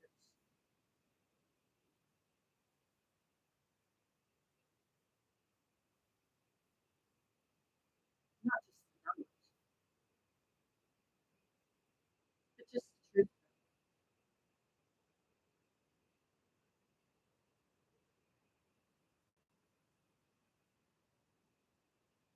Because this just wasn't about the numbers.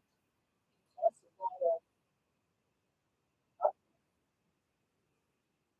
a lot of undue pain and suffering.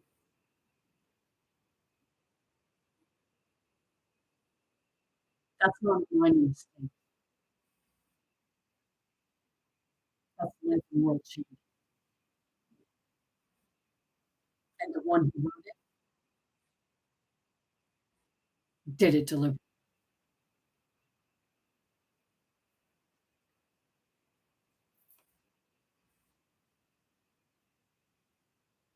Fact checking these numbers turned out to be a time consuming task for me. Taking more than 2 days, certainly more time than a letter's editor could devote to verifying any letter. And if you didn't have the time to verify it, then you should have very probably put it out. Common sense. Go ahead.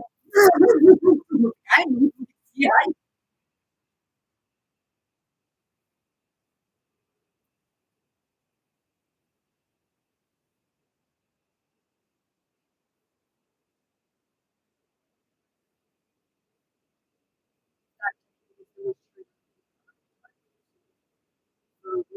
through verifying.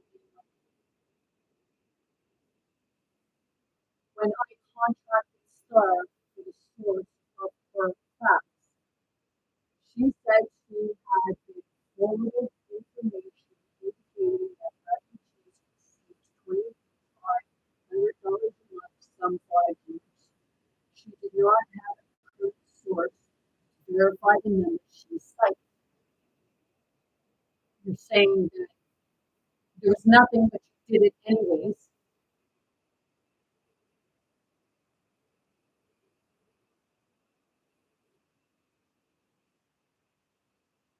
and she forwarded this information.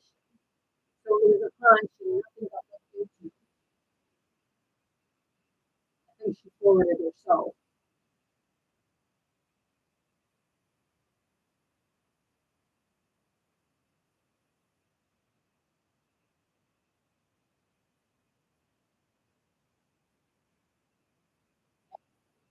The Toronto Star should be the ones held accountable for this because they contracted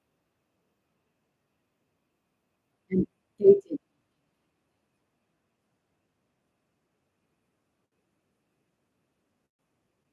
and about numbers and source.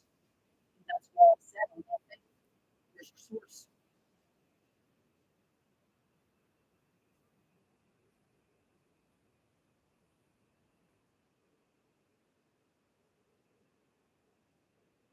So what is the current information? Immigration, Refugees, and Citizenship Canada, and the Canadian Council of Refugees.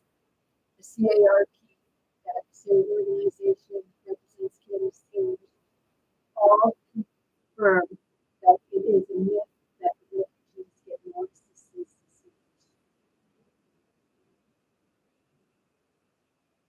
Comparing amounts each might receive is like comparing apples with oranges and bananas too. Given the various means of government assistance for refugees and seniors, but here are the basic facts. First, privately sponsored refugees are not eligible for government assistance. Support is sponsors responsible. So when I said that I knew somebody who sponsored them, they had to take care of it until they got on the and then after they got their citizenship, that's when they were.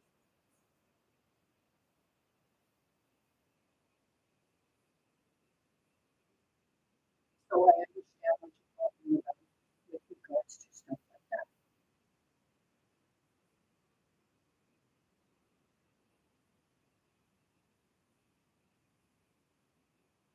When they arrive in Canada, government-assisted refugees are eligible for monthly support aligned with provincial social assistance rates in Ontario, less than $800 monthly. They're also eligible for a one-time, not monthly payment to help set up their home. That's estimated to be $2,500 for a family of four and $950 for an additional individual.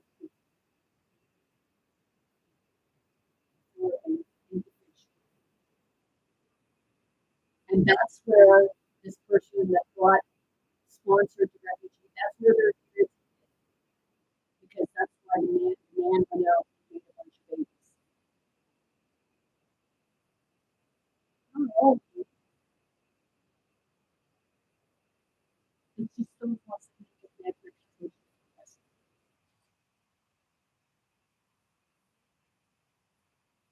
They're also monthly income support for government assisted refugees is provided during their first year in Canada. Less time if they become self-sufficient.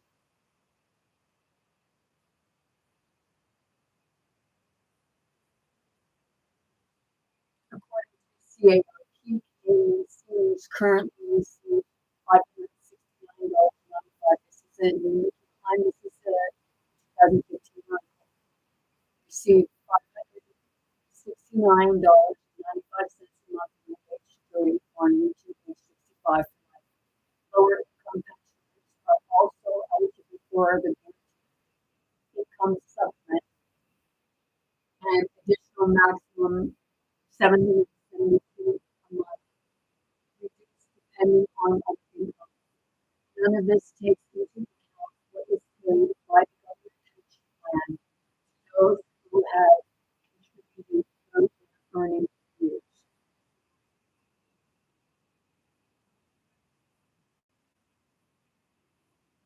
We currently certainly argue that there is a growing number of seniors who need more income support. We lobby for that. But we never argue that the support should come from denying needed support to refugees in their cooperative enterprises. Indeed, these facts do not support the argument putting new Canadian refugees against Canadians. Let's distill this broken myth once and for all.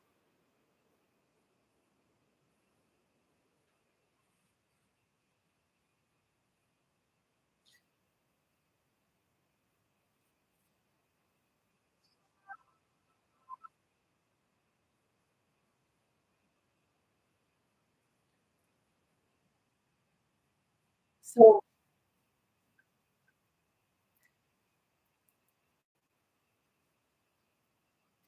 regards to getting angry for like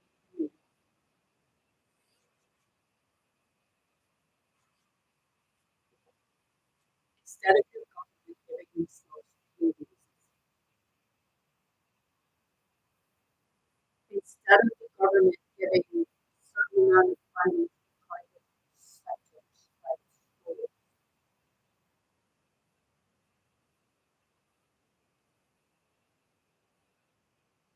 schools should not,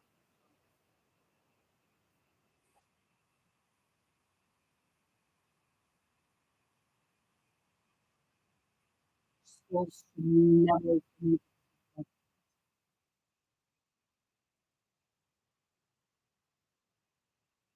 because by doing that, you gave them control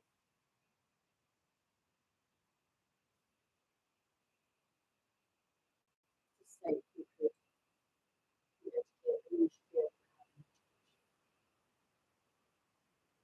and not have to feel like considering that they need to be in and you have people like this creating chaos because they got their fucking way. And that's what it was.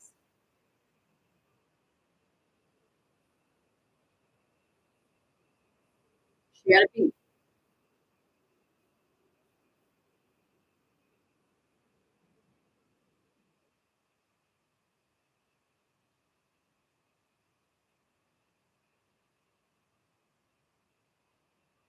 See, my question is now, this is being circulated. Maybe we should be contacting the news and telling them about this and referring them to this because this is something that should be put right on the news. But I don't put it out there. Why not? I clarify some of these people, right?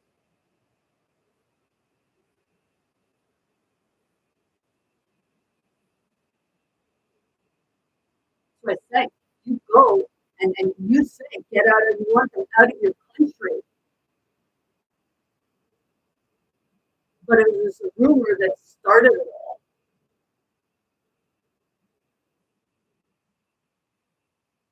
by someone who was part of the government at one point and got caught stealing from it too, frauding it.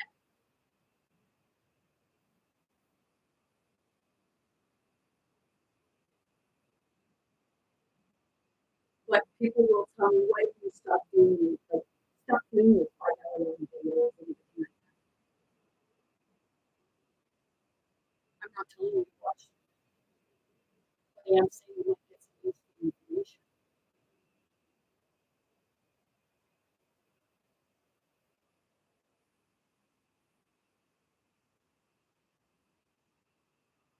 People think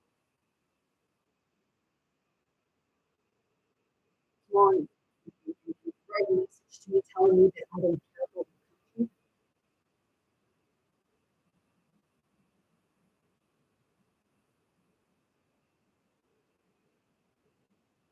All due respect,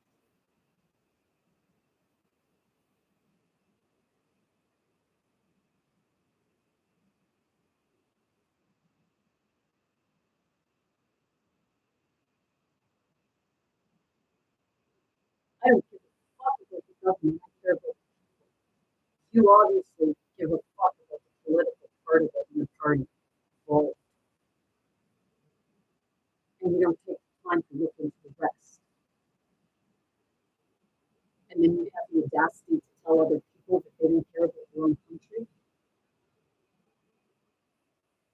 I care about the people in the country. I don't care about the ones that you fucking voted in to lead it.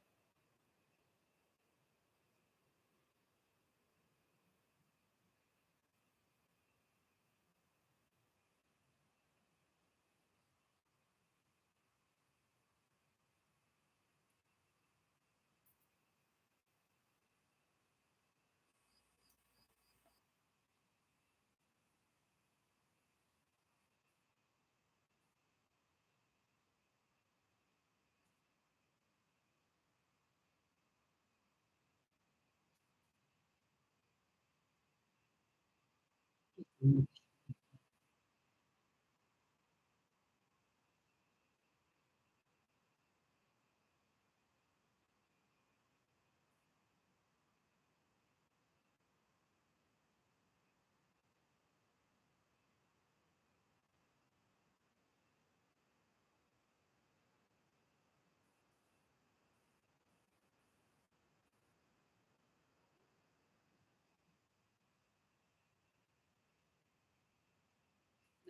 something else interesting.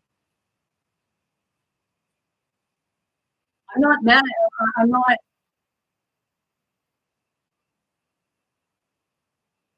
I'm not taking it out on the immigrants.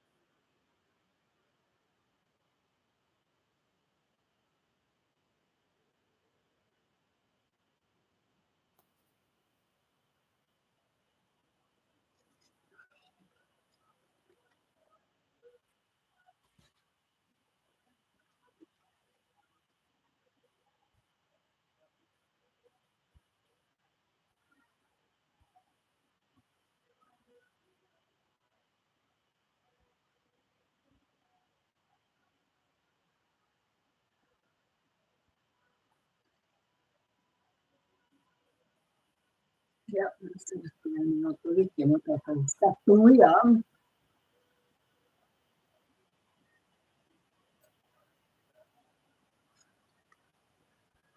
Now,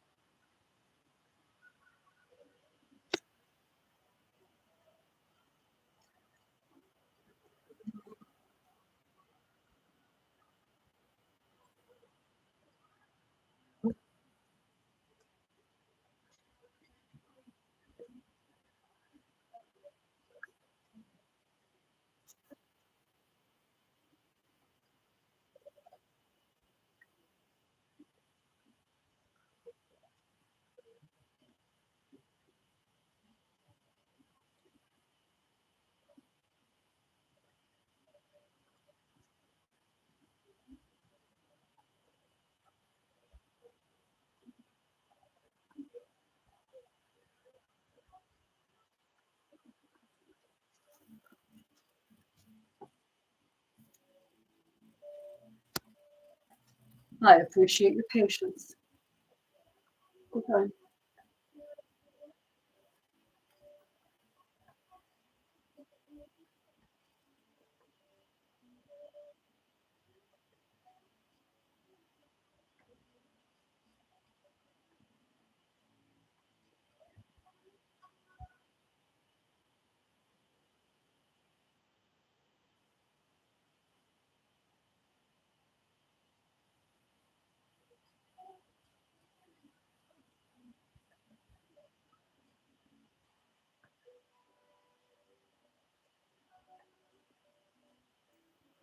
Hire a temporary farm worker in a high wage or low wage position.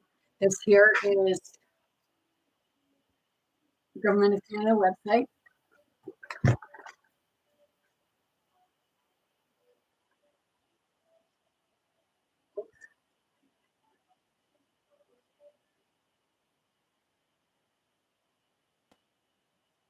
Wage being offered to the position will determine if you need to apply for a labor market impact assessment under the stream of high wage positions and the stream of low wage positions.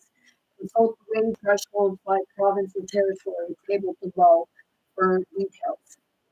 if you're offering a wage to a temporary foreign worker, TFW, that's at or above the provincial or territorial wage threshold.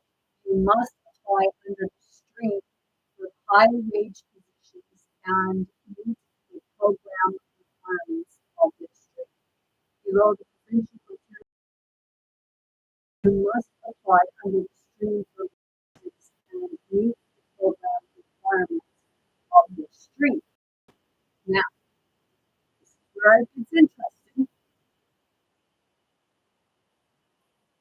Okay?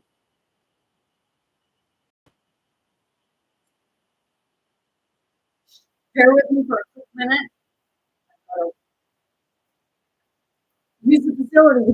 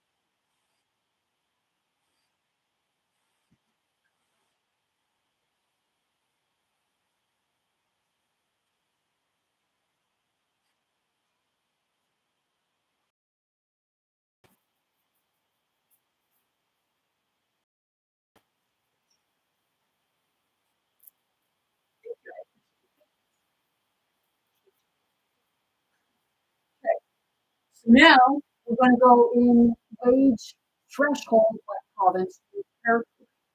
Okay,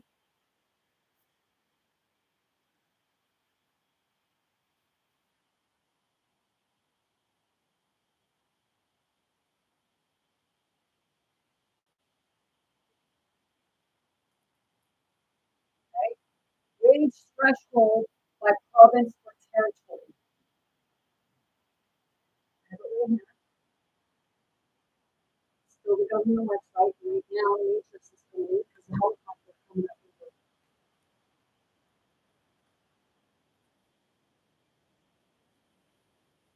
Okay, so for LMIAs received before June 27th, 2025, province territory, and then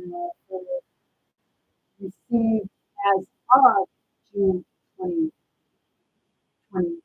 or June 27th, 2025. So before and as of June 27th. Alberta before was $35.40 and now is $36. Now, when I'm reading off these numbers, because I can feel it in my body, when I'm reading off these numbers, what I'm bringing forward is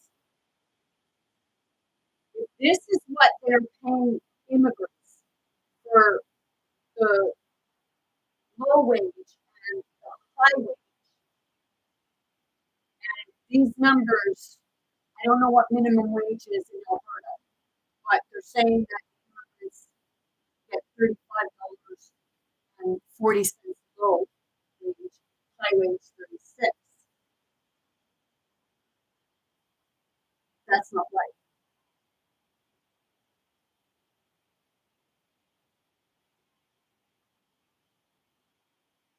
Are they doing the same job? Are they getting paid the same? Or are immigrants, in that sense, getting paid more? Because I have to say what,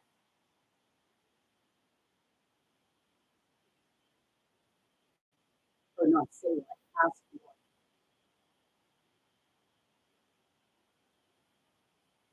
But this is under government. So it's that part where is your government is playing both sides.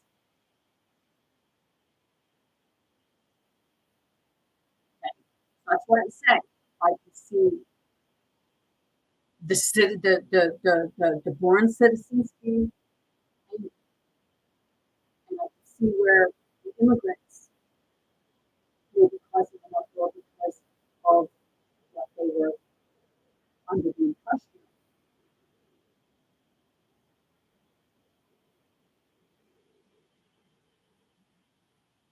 And my question is, when are you going to see the same? And not just on one side, but both sides seeing it.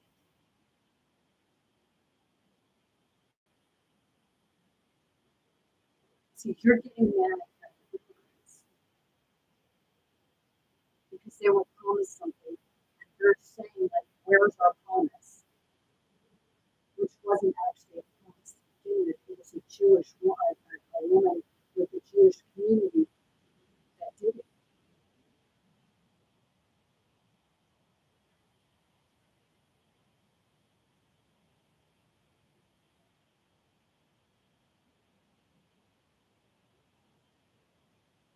So British Columbia, $34.62 before 27th of June, and $36.60 as of the 27th of June.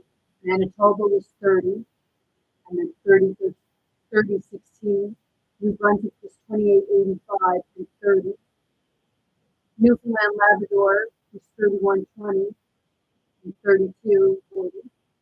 Northwest Territories 47.9 and 40, and then 48. Nova Scotia 28.80 and 30. These are all dollars. Nunavut 42, and as of June 27th, still 42. Ontario was 34.07 to 36. Prince Edward Island was 28.8 to 30. So if immigrant, if this is what's happening with immigrants, I see where people are getting fucking out.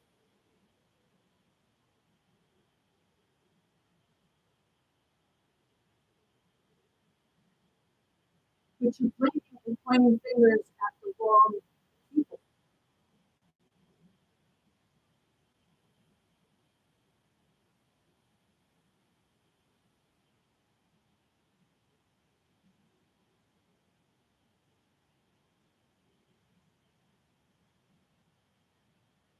So you put these wealthy people in power and say you need to go to children.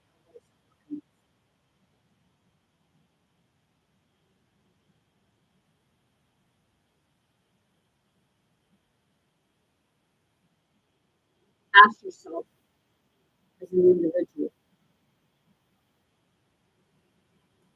where do you put your money into for education? You put it into the things that people put it to the family, where it needs to go. You need an education, you put it in food, shelter, clothing, heat, lights.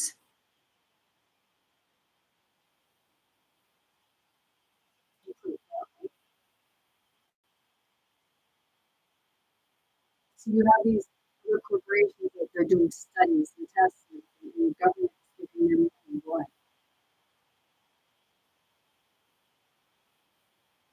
The money's not supposed to go for something like that. It's supposed to go into the people. You say science, scientists are doing it. People donate to science.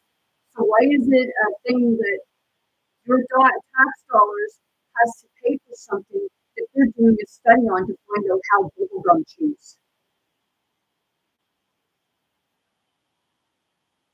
The fuck does that mean? Like, seriously?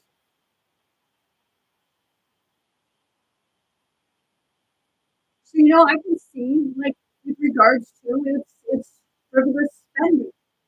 They're not putting the money directly into the people, they're putting it into their experiments.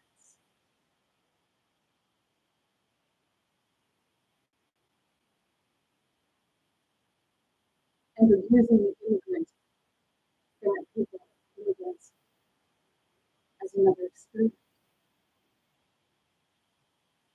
Which ants are going to kill which ants? Because that's what you are to them. You're the worker ants. You know, they just call you the little ants. And my question is, when are you going to be fired instead of fire on the grass? Because they don't mind throwing them in your nest, right?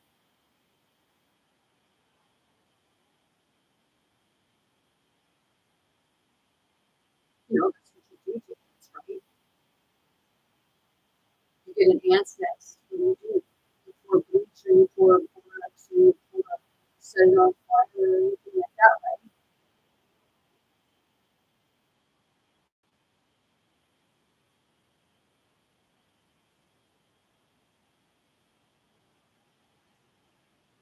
So probably one of those ones that we continue to pass that misinformation along that it's just been brought to your attention. Maybe you were ignorant to it then, but maybe you shouldn't be ignorant.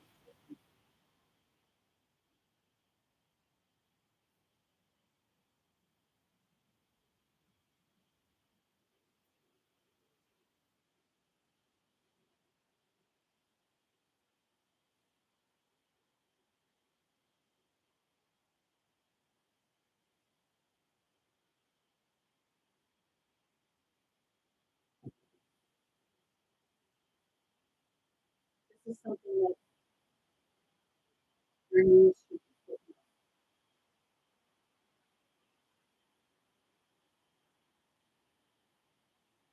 It should be a heading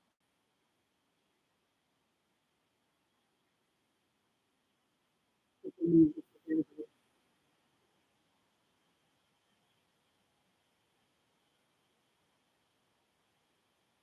Why did they forget about it?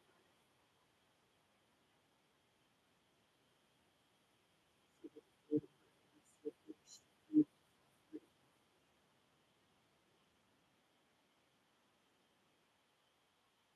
I'm not honest.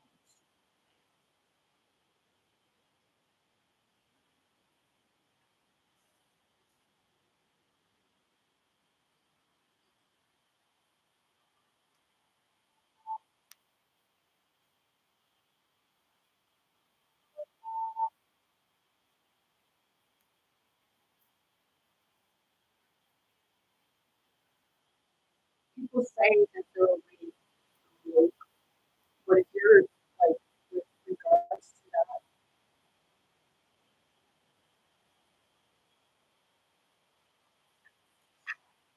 regards to this, if you're still spreading it, then you're not awake.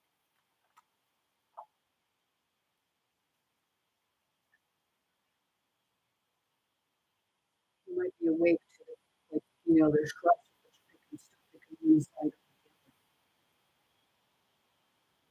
and you're not seeing because what I just showed you there, all the conservatives and the leaders have dirty hands.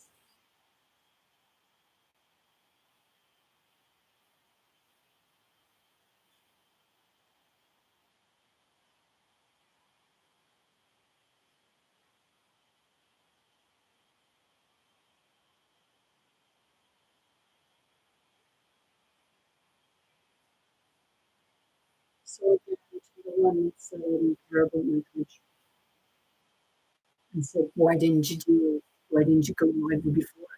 Because I did. Why are you not doing the actual research and looking into something to see if it's true or not, especially if it doesn't have a source? I just told you where that came from. The Toronto Star, December 2000.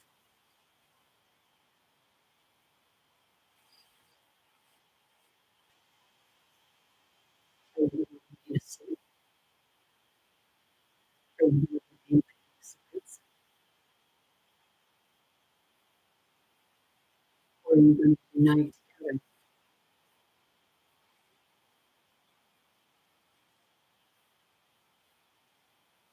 You want to do it first. problem. Taking them to house, not getting angry with people because you say they took your jobs.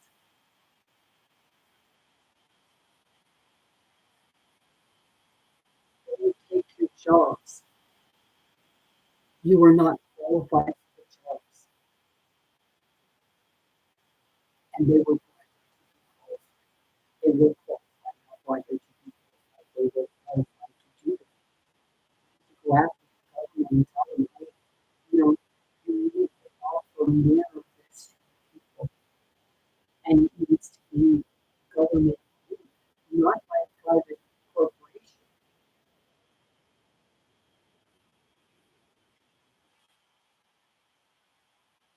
There's where the image.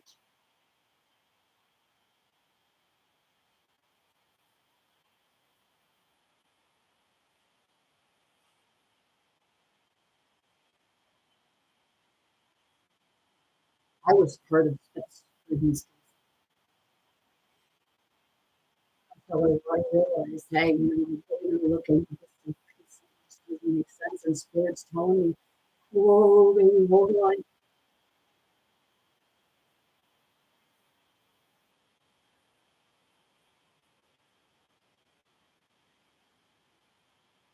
That's how I find a lot of stuff out. It's not just people give me information. Spirit brings it to me.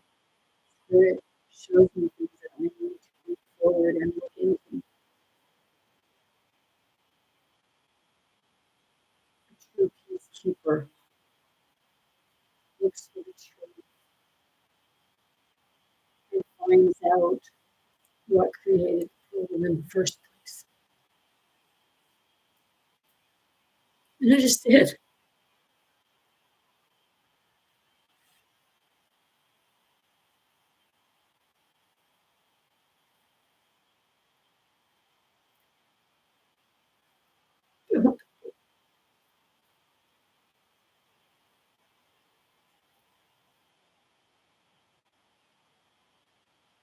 But I'm told to stop doing my 5-hour videos.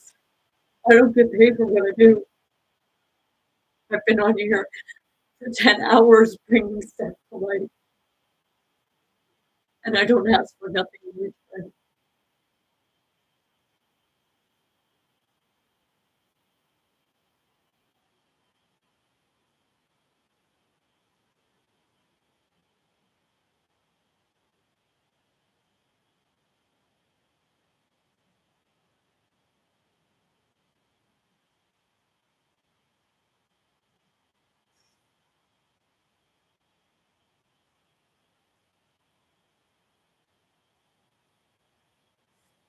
You know, I will tell you that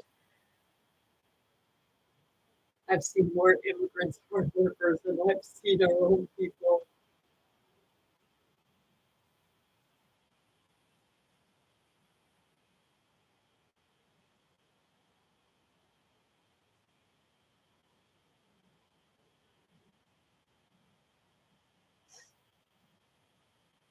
You complain about your fucking coffee because it's not made right.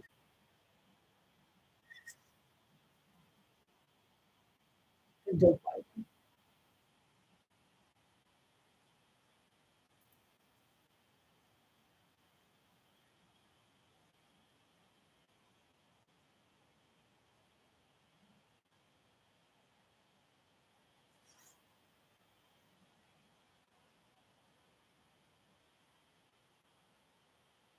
There's truth. This is not fun. It's not exciting. There's no brutal beatings.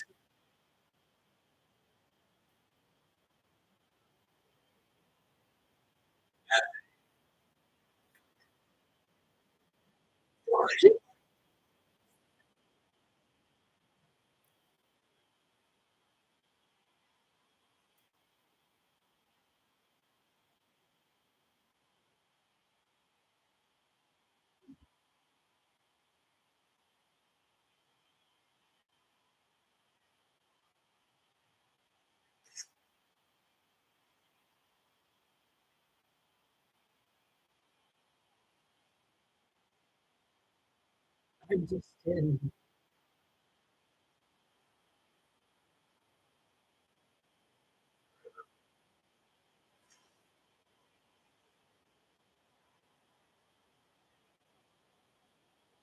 So no, I didn't start doing my father alone.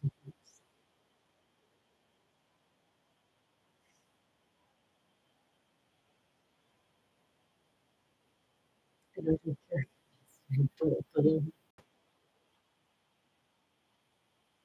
because I'm never alone.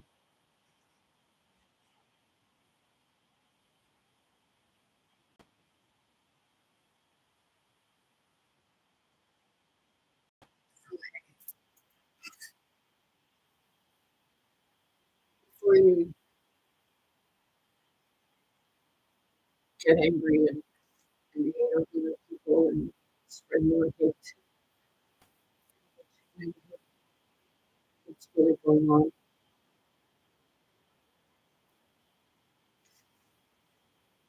Stop pointing fingers at one or the other and realize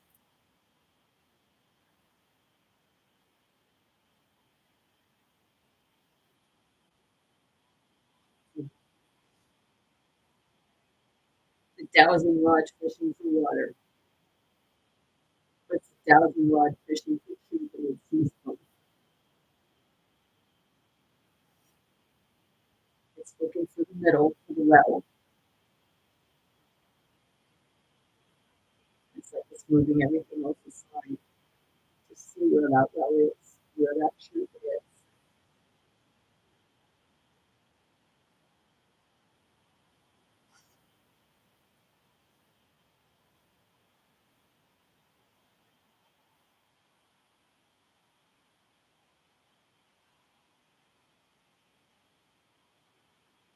So everything that I do lots of things to be honest, doing this stuff that doesn't get me to where I need to go. So I don't have to go full crap. But spirit lets me lead myself too, because that's how spirit teaches me.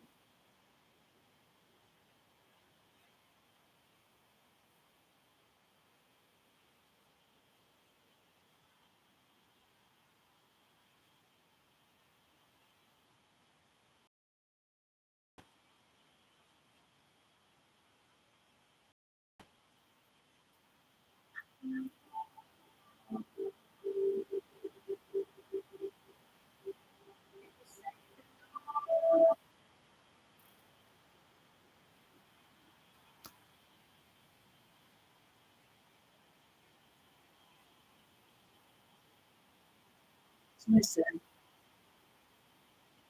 if you hate me, love me, hate me, like me, love me, reach around me, push you off, and leave me in place. Punch me in the face, punch me in the face. Some of you really came up on me and enjoyed me, so I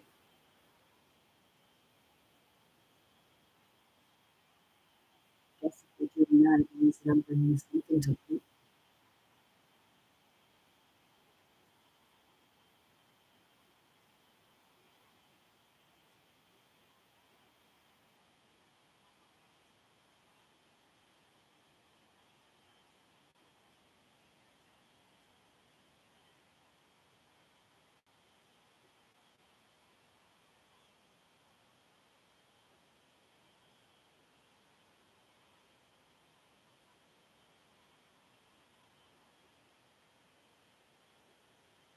Okay.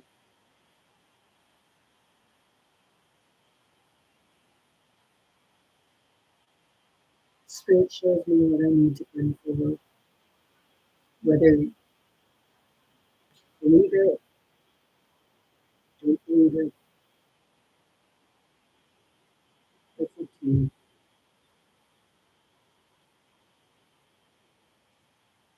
But I do encourage you to look into it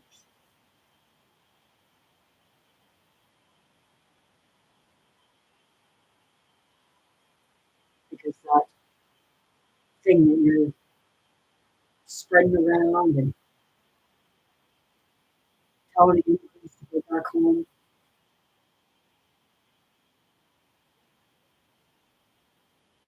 Maybe you should not.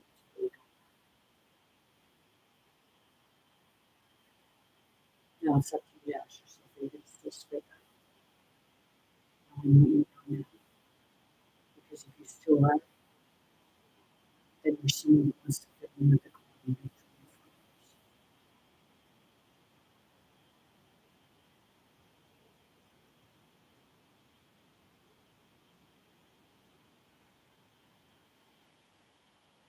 So with that being said, I'm sending you all much love, light, many blessings, most importantly, very good health to anyone and everyone that's in my business.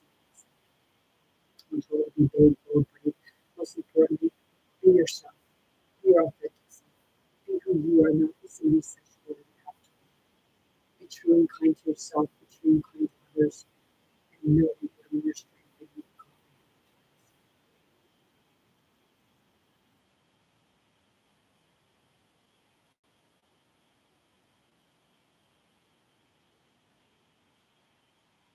It's not about being right or wrong. It's about seeing it for what it really is.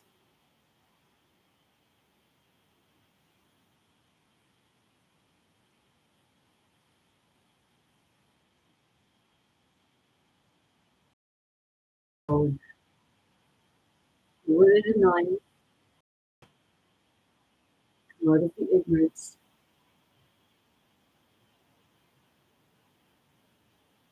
and see it for what it truly is. Stop picking and pointing at each other.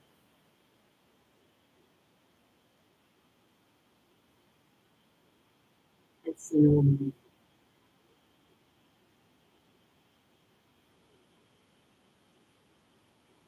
See you all out.